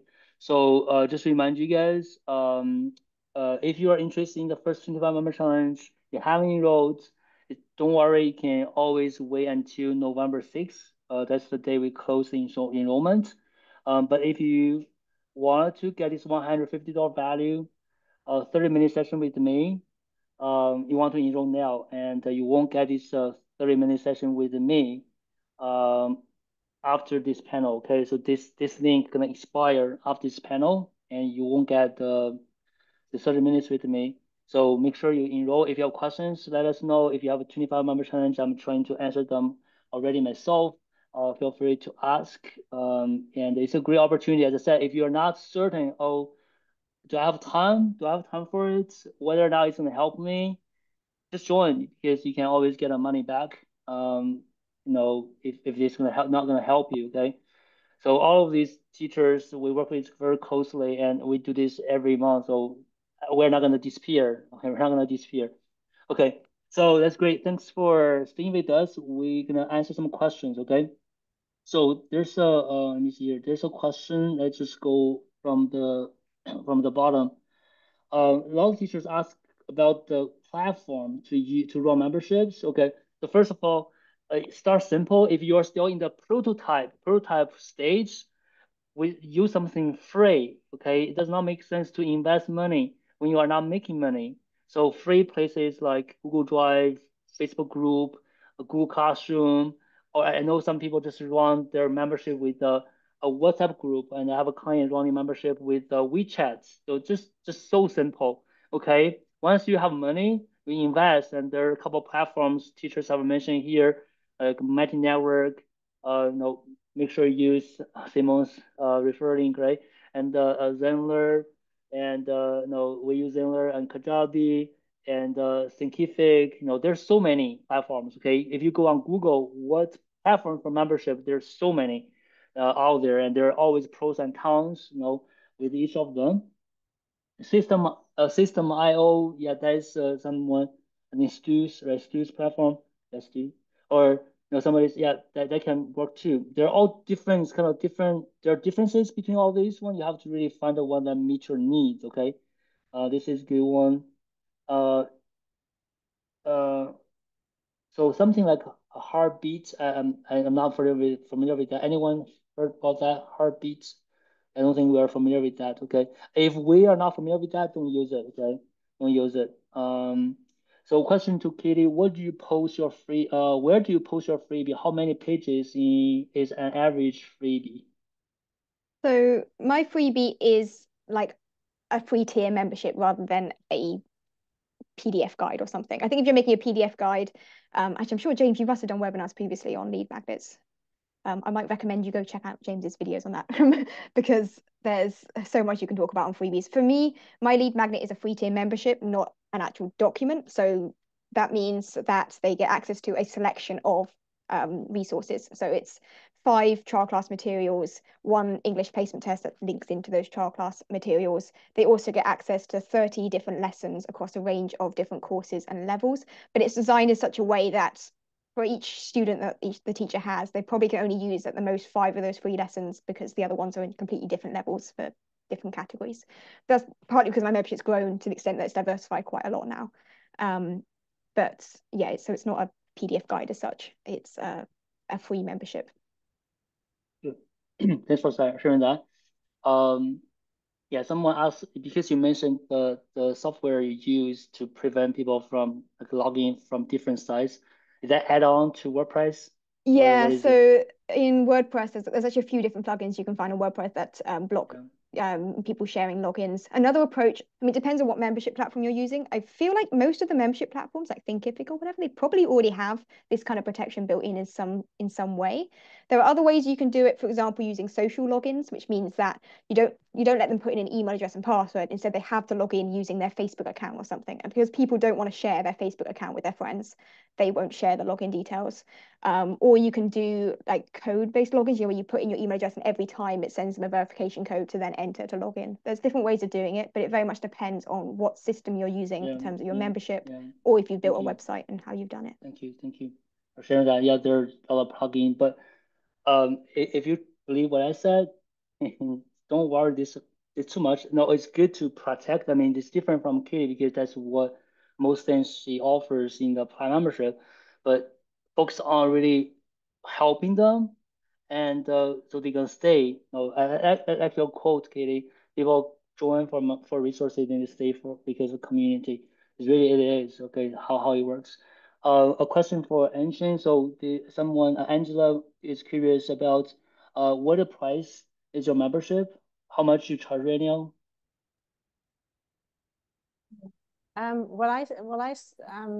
I started as James suggested and as Katie did. It was free. My first month was free. And I think that was very useful because from there I got a lot of referrals. And actually what Matt was saying, which was quite similar, is that I've actually connected with people that are all from a similar sort of mindset and interest, interested in environment and social justice and things like that. And so it's been great because people in the same area are recommending to their friends and their colleagues, and so it's the community and it's so it doesn't matter about the resources, because if you have the community and there's a connection between you and everybody else, that's what makes it in the end. So yeah. And how much are you gonna charge them? Oh, sorry, I didn't answer that. Well, it's the full price is 27, For the members that joined in the first month, it's going to be half, so it'll be $13.50. And then from the ones afterwards, it will be the full price. So, okay. I mean, it's 27 euros or $27 or whatever. For 2 live sessions and you know, a lot of support, etc. So yeah, absolutely. I mean, that's the beauty of membership. Think about, because of the scalability, that people are getting more at a cheaper price, and how much they're gonna have to spend just working with you one-on-one. And now they get so much more like resources, the live sessions just for that much money, right? I think that's one of the reasons people are referring, because the value is incredible, right? Incredible. It's good. So a very good question from Allison. Okay, so let me pause here. It's 5 minutes until the end now. So first of all, if you haven't enrolled in the first 25 member challenge, I think we got quite a few more. Just want to welcome Jimmy. Jimmy's here. Macarena, thanks for joining. Welcome. Richard, Lisa, you joining the first 25 member challenge. Okay. Delphine, I think Aisha, welcome Jane Paul, welcome Teresa, welcome Christina, Christine, welcome to the first 25 member challenge. And about a 30 minutes call, you're gonna receive a link right after you join. Okay, so you don't have to rush and book it right away. You can just keep it and then find a good time for you to, you know, whenever you're, oh, I need to talk to James, then you just book it. As long as you book it before the end of a challenge, you're fine. Okay, you can book it at the end, you can book it in the middle, you can book it before we start. It's up to you, depending on when you think is the best for us to meet. Okay, so before we continue with the questions, I want to share the show up bonus because a lot of teachers are here for that. Let me get the show up bonus. Okay, the show up bonus has all the slides from today and also teacher membership starter guide. It's a worksheet that help you brainstorm ideas and evaluate things, and you know, decide, okay, what is the best membership idea. Remember the idea that aligns with your expertise, your passion. So this is let me double check the link. Okay. Okay, it's a PDF. It has all the links. Okay, let me share that with you guys. Congrats on getting the show up bonus. Hopefully it's gonna be helpful. Okay, I'll share the show up bonus here in the link. And if you haven't enrolled in the challenge, you want to enroll, let me share this one more time before we get back to the questions. Okay. All right. So this is a very, and for the other panelists, I know we're kind of close to the top of the hour. If you have to leave. Probably on the stay for another 10 or 15 minutes just to wrap up things. But don't hesitate to leave. Okay, you did great. I really appreciate that you are here with us today. Thank you very much for being here and also helping teachers, because membership is so hard to understand. Matt, bye, Matt. Bye, guys. Thank you very much. Thanks for joining us Thanks, today. James. I've got lots of one-on-ones today. Okay, Simone. Yeah, thank you very much for Bye, being here today. Bye. Bye, Simone. Okay. So yeah, so Katie and if you don't mind, you can stay a little bit longer. That would be great. So this is a question I feel like is very helpful to answer. So aside from a quality of your product, what do you think is the best marketing piece that makes your membership successful?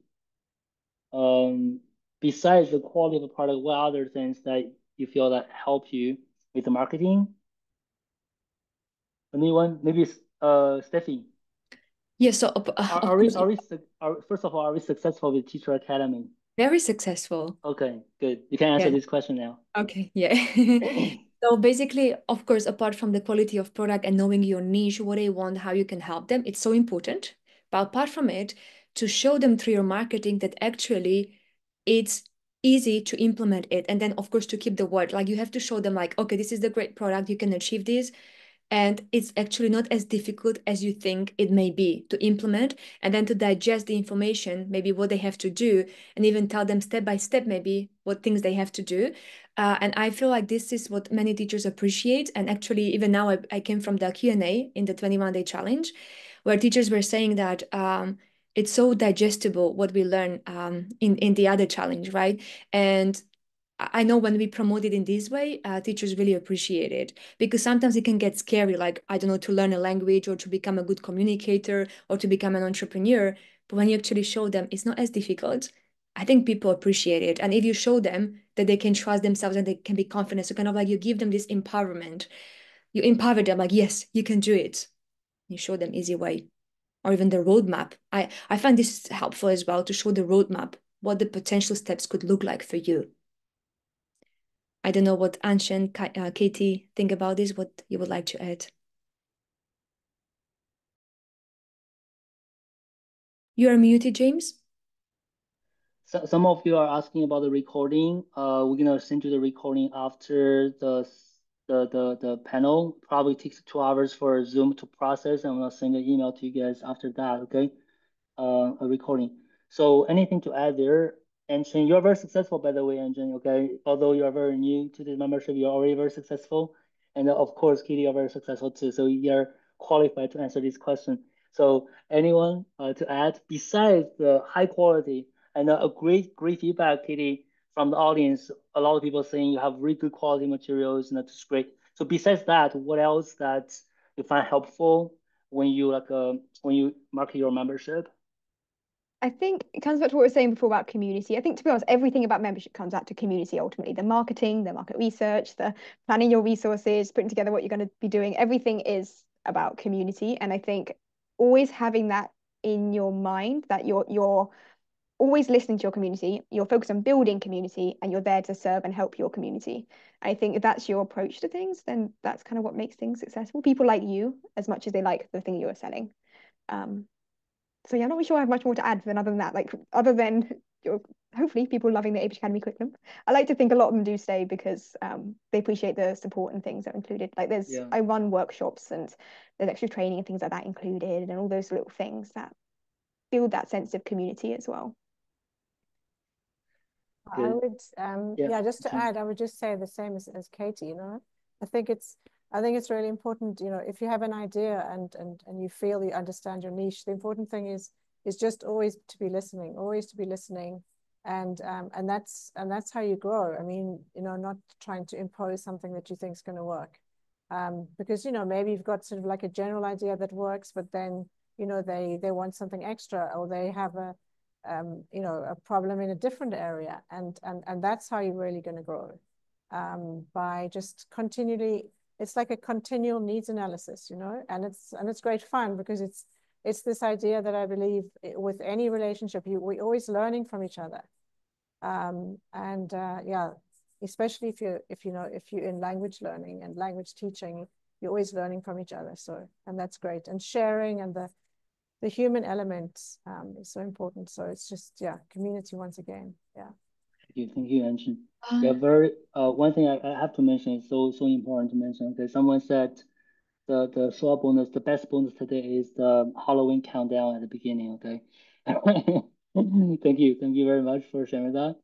Okay, quickly moving on to the next one. And thanks for staying. We still have 92 teachers here watching. So we're probably gonna stay for another 10 minutes or 15 minutes, just in case you have more questions, okay? So the next question that can be helpful for the audience is, I think this question I need to ask Katie, because this question is about membership involving youth, children. I don't have experience working. I know you work with. I know your membership is not for children, but you work with a lot of teachers and working with children. So, any insight or any tips you can share here? How do they attract members who may not be the ones paying, and how do you ensure their continued subscriptions? So I think the key thing to bear in mind there, that your customer is the parent, not the kid. Even if they're teenagers and they're quite independent, if it's the parent who's got the credit card, they are the customer. So always keep that in mind. So I don't know exactly what this person was. It? Oh, they're just anonymous. Okay, that's not helpful. This random anonymous person, what exactly you're thinking in terms of your membership. But let's say it involves, I don't know, some kind of combination of live classes or some learning self-paced stuff or something. You could perhaps provide like a feedback type thing for the parents, so they can see, oh, my child's completed this many lessons this month, or these are the classes, the group sessions they turned up to, and they got given these scores or something in the quizzes, like something that is giving the feedback through to the parents, because they're the ones with the credit card who are paying. They are your members, even if the student is the one who's actually benefiting from the membership. That'd be my kind of strategy there in terms of, yeah, keeping the members, I guess. In terms of attracting them, it's just that your marketing should be aimed at the parent, not the kid. That's, yeah. We are working with a client. She's not very successful yet. Work with the client. She's working on a membership for teaching science to kids. So basically, what she believes in, the kids, the children should get more involved in science. So she's doing a lot of experiments and videos. So we are in the stage of preparing. So we haven't launched, but the membership, the idea is to have these monthly packages we send to the members that the parents can actually use these toolkits to do experiments with the videos, like tutorials with their kids, and also their supporting community there. So when it comes to marketing, so we are speaking only to parents. So we don't actually speak to kids. All the messages are involved with why kids need more science, how your kids can grow better, with science. So all the messages are kind of customized towards the parents. So you're not speaking to the kids. They don't have a credit card. They don't make any decisions. So you have to speak to the parents. Thanks for sharing that. James, we have a question from Daphne. I don't know if you've seen the question. So she's saying the biggest challenge for me at the moment is creating the online content. Any pointers on that? Yeah. So definitely a good question. And if you have more questions, guys, use the Q&A section. Otherwise, we're gonna miss that. Okay. So about that. So one thing I didn't emphasize, I actually emphasized in the workshop at the webinar I did in May about membership. You don't need any on-demand resources to start with. Okay, this is kind of important. I know, although these three categories, right? The number one is on-demand resources. You don't have to start. You can start with zero, and that's something a lot of teachers are doing. So they start with non-on-demand resources, but they're releasing some resources and they're adding to the library. So you actually can build your library while you are working with your clients. So that's I don't know, Anshin, do you have any on-demand resources, or how did it work with you? I can't remember now. Yeah. Well, what I do, because mine is pronunciation, and I've been working for, quite a few years on pronunciation. So I have resources, I have videos, audios, worksheets, etc. But what I'm doing is I'm just really releasing them, because what I've done is I've created per month like a topic. And then according to how the topic goes, I'll create something new, or I'll, upload or, share a video that was part of that topic. But as I said, also you have an idea of what people need, and then later you discover they have something else. So I think that's, yeah. So I mean, I have the content, but it's not like I'm, releasing it. I'm just releasing it according to the topic that I'm working on for that month. Yeah. So that's what I would say. Yeah. So I don't think you could say, well, I don't have, 100 videos, so I can't start until I have that. No, I think, and that's actually what makes the community better, because you're actually going to be working according to what they require rather than what you think that they need. Exactly. Yeah. I love that part. And I think that's what happened to our Teacher Academy when we launched it last December. There was no training. And then we're building it, and now we have milestone 5 almost finished, right? So But yeah. the point is, you need to learn, you need to understand what they need, just to Anshin's points, and just get them started, and then just promise them, okay? Although sometimes we don't really follow our promises because things can get sidetracked. Just tell them, we're gonna release this, twice a week. As long as they're happy, they're getting things, right? I think that's the best way to do it, right? I just want to touch on this. Yes, so yes, we did start with no kind of like content we could share there, but that's why we started with the lower price, and that's a fair point. So you get a lot of feedback, and That's how people trust you. Like usually people who trust you and then they trust that you will deliver. And then that's what we did. And at the same time, what I wanted to say that as people go through the content and do the course, and if we don't not deliver what we plan to do, it's not because we are lazy or we don't want to. It's because we figured out actually with the feedback you gave us, this is much better right now for us to focus on. So yes, it is true. There were a few instances where we said like we would do this in November and we didn't, because we figured out there is something much better we can do and that everybody can benefit from more. So yes, it is constant kind of like getting feedback. And I know I missed the first part of the session, and I guess James asked you, what does your daily life look like when you run a membership, or like what does your day look like? And one of the things I do is just to collect feedback. Literally, we have like a worksheet with maybe at the moment 30 items, and I get overwhelmed with those items. James always calm me down. We don't have to act on everything today. We just need to see what is the most important thing that will make kind of, what is this Pareto effect? You know, like you put 20% of your effort and you get 80% of output. So basically, yes, that's what we do, but we always get feedback. So even we've been doing this for 10 months now, or 11 months now. But yes, it still feels like it can get so much better, like we are getting better every day. And I guess Katie and Anshin will feel the same way. Like we can always get better and get more feedback from our members. Yeah. Yeah, how to get feedback? A question from Macarena. So just a simple ask them and create a form to ask people to fill in, or just simple, just ask them. You don't want to just take a guess, right? You want to actually reach out and ask people, hey, what do you think? Feedback. And also, especially when people leave, and make sure, hey, why do you leave? How can I get do better, right?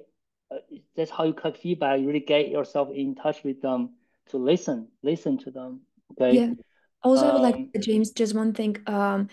Yeah, sometimes people say you have to ask them directly, but sometimes they don't say it. They just keep asking, Steffi, how can I be more productive? How can I actually take this course in a more productive, effective way? And then I understood, okay, maybe it's the time to introduce this weekly challenge where they share smart priorities every week. So if everybody asks the same question or a similar question, then you get feedback. I either have to change instructions or create a new video or implement a new activity so that they actually get that question answered. So yes, you do listen to feedback directly, but at the same time, indirectly, like in between lines when you see if they mention the same thing.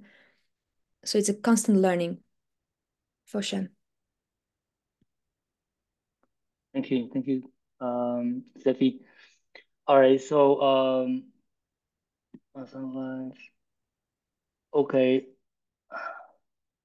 and also Kitty and Anthony, if you have to go, don't feel like you have to stay here, okay? Steffi can manage this. Steffi can take over a lot while I'm doing the typing. Okay, so let me just check if there are any questions for you guys before you go, okay? Customize program to create customized program. Do all of you use social media, Facebook for your community? So we have a community on Facebook. Facebook groups are a great place for having communities, and we have clients using WhatsApp, and we have with our Teacher Academy we use Kajabi community. So there are different places for communities. So Alison, if you haven't like reached the prototype stage, right? You haven't even started making money, just to try to use something like cheap or even free, like Facebook group, right? For community. So I guess the question, because she has a question because we can keep commenting on community. It's important. So there are a lot of different places you can set up communities. Okay. Yeah, Kitty, I know you have your own Facebook groups, right? You have you are involved in a lot of Facebook groups as communities. So is there any comments or you want to share about Facebook groups or?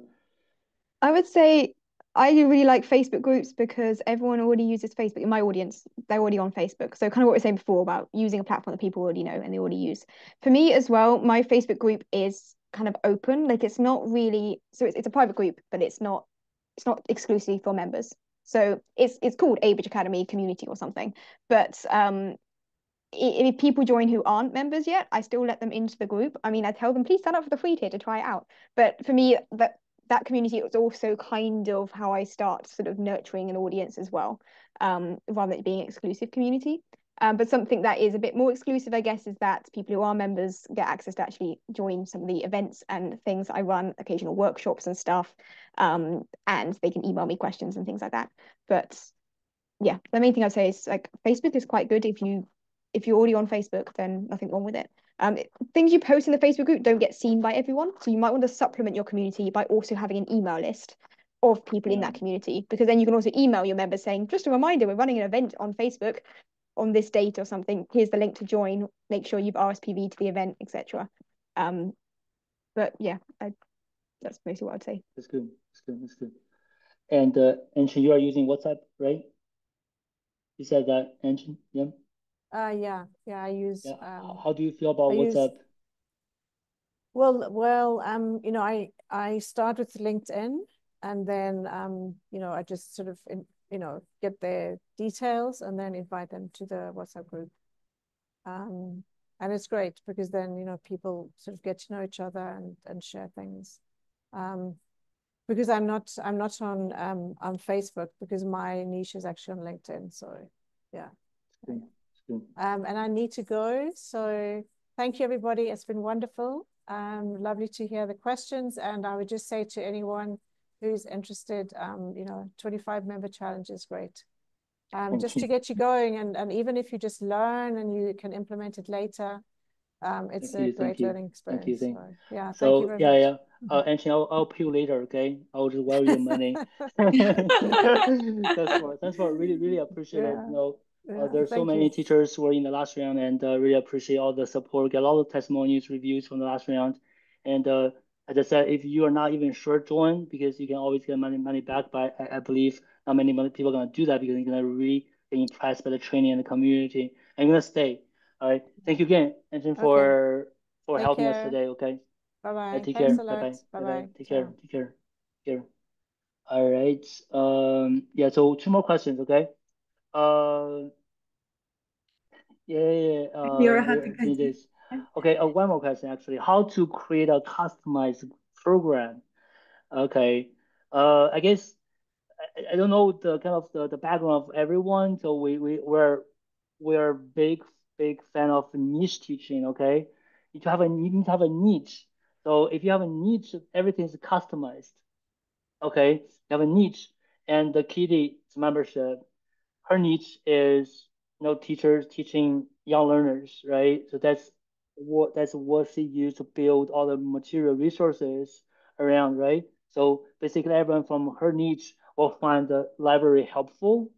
So our niche, teachers who want to start their business, make, you know, money online, go independent, passive membership. So everyone in our niche will find our Teacher Academy very customized. It's not for everyone, it's for teacher you, right? And same thing with Anshin. We work with the Spanish speaking managers, and Matt, football professionals, Simon, international doctors in the US, right? So everyone has a niche, then everything is customized. Okay. So you don't even need to worry about how to create customized program, because everything's gonna be customized. It's your niche. I hope that answers your question. I don't know, Katie or Steffi want to add. If you want to add, you can reach your hand. Yep, Katie. I'd say I could add to that as well, that obviously your niche should be quite customized, but you can also provide people a more customized like learning plan or something that accompanies the resources you put together. And that might be something you do more as you scale up. I think when you first start out, it's already customized in the sense that your niche is, you know, niche. But as things grow, you might then want to put together like custom learning paths and things like that, which if it's like a course membership, for example, you can do like that kind of thing. For example, I'm part of a membership for Chinese learning. And in this membership, there's like a quiz thing you do at the beginning, and then it tells you what level you're at, and then it sends you to the courses for that level, right? So it's customized in the sense that there's a little quiz, and then it sends you the right way. And there are AI tools and stuff like that as well that can do that sort of thing. But that's more of a scaling up thing, I think, rather than launch. Yeah. I liked what you mentioned, James and Katie. I just want to add to this. So yes, when you have that niche, that group of students you would like to help who have the same problems and potentially have the same goals, so you just need to find out what challenges they have. And the more challenges you have or find, the more solutions you can develop. And each of your lessons or modules or milestones, whatever you would call it, actually deals or helps to deal or solve that one challenge. So kind of your task is to find out what things they need the most. And then, of course, at the later stage, as Katie said, you try to organize it in a logical order. So there is a success path or like a roadmap for them. Like what do they have to do first, second, third, fourth? But at the beginning, you just try to find as many challenges that they have and start creating solutions. So this is how your program is created. That's how we started as well, and that's how we do it now. And we keep improving, making it better. Yeah. So I guess, are these all the questions? Yeah. Someone want a Facebook group training. I'm trying to type the answer there. Mhm. Yeah. Facebook groups, community, and Katie doing a great job. We're definitely gonna cover more on that in the future, to grow your group. And we do have that some training in the Teacher Academy as well, in the Facebook training there. So yeah, we are 20 minutes over. Again, I just want to talk about the first 25 member challenge again because I know how valuable the 30-minute session with me. So we still have 56 teachers here. If you haven't joined, join. And if you are in the Teacher Academy, right? If you don't feel like overwhelmed by Teacher Academy, you have time, sure, join the community, work with us together. But if you are busy with the Teacher Academy, make sure just focus on Teacher Academy, okay? We have membership training in the Teacher Academy as well. You don't have to rush into this when you are not ready. Okay. So any questions? We can stay here for another 2 minutes. And just share the link one more time. The Shua bonus link, which is the first one, and the second link is the first 25 member challenge with the 30 minutes coaching call. That link gonna expire after we finish this panel, right? And you can still enroll before November 6th, but you wouldn't get this 30 minutes call with me, okay? You can still join at $97 for this round. Okay, so I'm just reading some comments. Jeff, thanks you guys, great training. Teresa, please Kitty do Facebook group mastering. Teresa, thanks again, everyone. And Joe, thank you very much. It's really helpful, particularly from those who have just started. Yeah, and that's the reason I invited teachers just started and teacher more experience is going to cover a good range of the experience. Jeanette, thank you, and see you soon. The thing, thank you very much. As always, feeling inspired. That's the whole reason you're here. Thanks for sharing that. Danila, great event. Thank you all. All right, so I'm probably gonna give you guys, Steffi and Kitty, maybe one last message or what's your last words you want to share with the audience and any feedback or takeaways, and also to the audience, if you can share your takeaways with us in the comment and read some of these, that's really helpful. But for Steffi and Kitty, any last messages or maybe another quote from Kitty, like anything you want to share with the audience? Main thing I would say is like go for it. Always look at I think something about being an entrepreneur is having that mindset of always looking for opportunities. But when you see an opportunity, go for it. Don't feel afraid to get started. I think what people find very daunting about a membership is they think you have to have thousands of lessons and all of these resources and a full website and all about different tiers of memberships and all this stuff. And genuinely, I think you can be very successful starting out like I did with a small Facebook group, and I think probably my first month I might have had maybe 20 or 30 members, and that was pretty decent actually. But I know you can start out small. You don't need loads of stuff. Try it and launch with what you can achieve in a few weeks or a month at the most, ideally less, and go for it. Don't be afraid to start putting together that membership. I think that's what holds people back is that fear of needing to have everything ready when you really don't. Develop it with your community as it grows. Yeah. And also to me, that's excuse we make up for us not to take action. I always make it, oh, just wait a little bit longer because I'm not ready. So you're ready when you just have an idea. I showed you guys the 3 steps. You're ready when you just wanted to explore this idea you have, and then you can already take action. Just let people know about this idea and how many people are interested, and then build a list And then you feel, oh, so many people are interested. Great, let me just start doing things, put together a community, put together things in place. And we cover all of this in the first 25 member challenge, okay? Step by step, onboarding, right? How you manage your community, how you do accountability partner, how you make introductions, what the template you're gonna send the welcome members when they join, what's the message you use to get feedback on your idea, what's the message you're gonna use to launch your membership. Everything's covered in the 25 member challenge, okay? So then you will get results if you take action. That's it, right? You can keep thinking about it next year, next year, next year. It's fine. No, we have the patience, okay? We have clients coming back to us after 4 years. Good for them, okay? So we're not gonna give up on you unless you give up on us. So we're gonna just keep inviting you to all these webinars and telling you you need to take action. But why now? This challenge is perfect, okay? We start from November 7th. We finish second week January. You have time during holiday just to work with us slowly, and you get 2 extra weeks working with us, and then you launch your membership, like New Year launch. Like how exciting, right? Early January, and then you're gonna be like running membership in 2025. Okay, this perfect timing. That's why we love this round. And the next round, who knows? Maybe in March, maybe in May. We only do 2 or 3 rounds. Okay, every year. And of course, you can get other training there here there. But if you want to work together with the community, with me, weekly sessions, right? Feedback, all that. And you can always ask for money back if this doesn't help. No concern, no worries. Okay. All right. So, Steffi, Yeah, I will let's wrap mention it up. something, Yeah. but also like key takeaways. I know you mentioned it in the writing. So if you can just share takeaways, everybody who is here, we would like to hear those takeaways. Then we use those takeaways as well, sometimes as screenshots, because we just love showing to people like what you have learned. And what I wanted to say, I think what Katie mentioned for sure, I would just add to it. And I guess this is how I approach things in my life. I always ask, why am I doing it? So I get excited about the bigger why behind it. And it's been my dream, and it's been my kind of wish for teaching to be associated with respect, prestige, and prosperity. And at Bowie, we wanted to have a big community of teachers that feel empowered.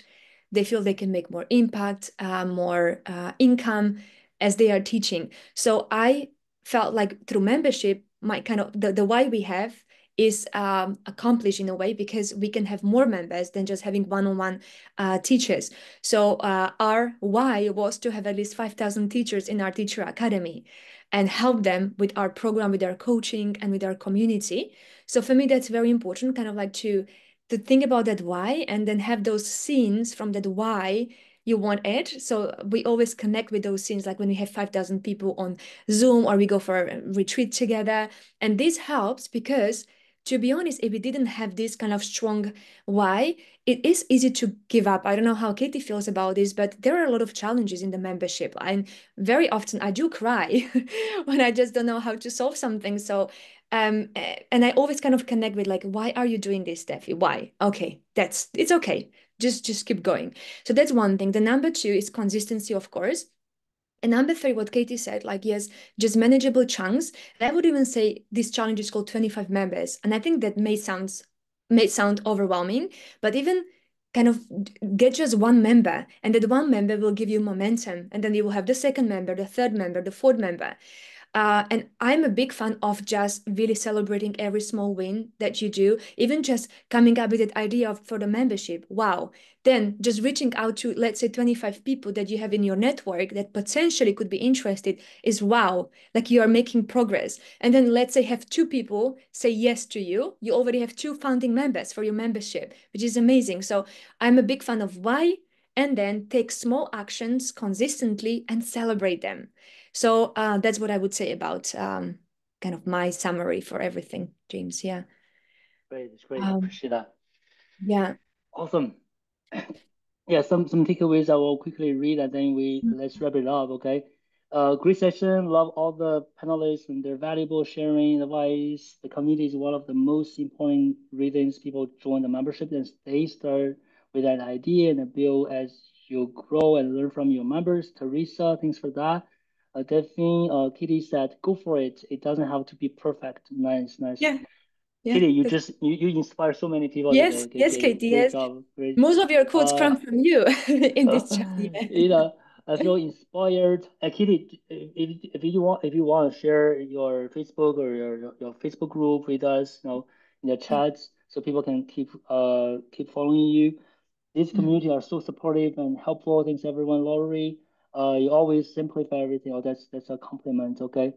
Okay. So anyone else? Super useful 2 hours. Thank you, Leslie. Um, excellent, James. Saw you online for a while. Excellent, Stephanie. Thank you, Katie. Thanks. Great session. Okay, that's great. Awesome. Okay.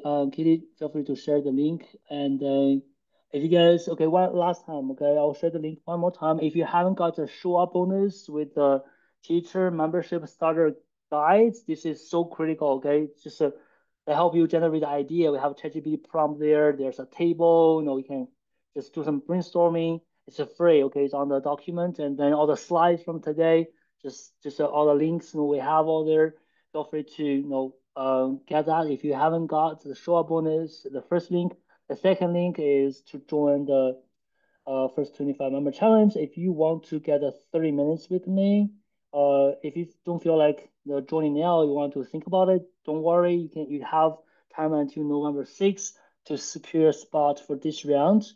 That starts on November 7th until all the way to January. Okay, and then the next round of the 25 challenge will be a few months after that. We usually do 2 to 3 times a year. Okay. All right. I think that's it. That's all. It's a reminder of 80-20, focus on wherever can get biggest results, but based on audience and client feedback. Rachel, great, right? 80-20 rule. Awesome. And Katie shared the link with you guys. Please follow her. Get more inspirations. Okay. Mary Ann getting better all the time. Okay. Awesome. That's it.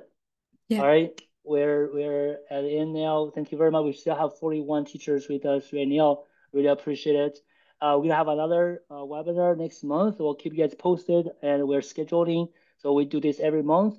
Don't worry if you don't feel like taking action. Just keep coming to these events. Okay, gonna get you inspired and help you take action. That's what Steffi said. The most difficult thing is to make sure you take action, and we're getting better at that now. Thank you very much for joining us, and thanks, Kitty, again for staying another 30 minutes with us. And Steffi, thanks for all the help here.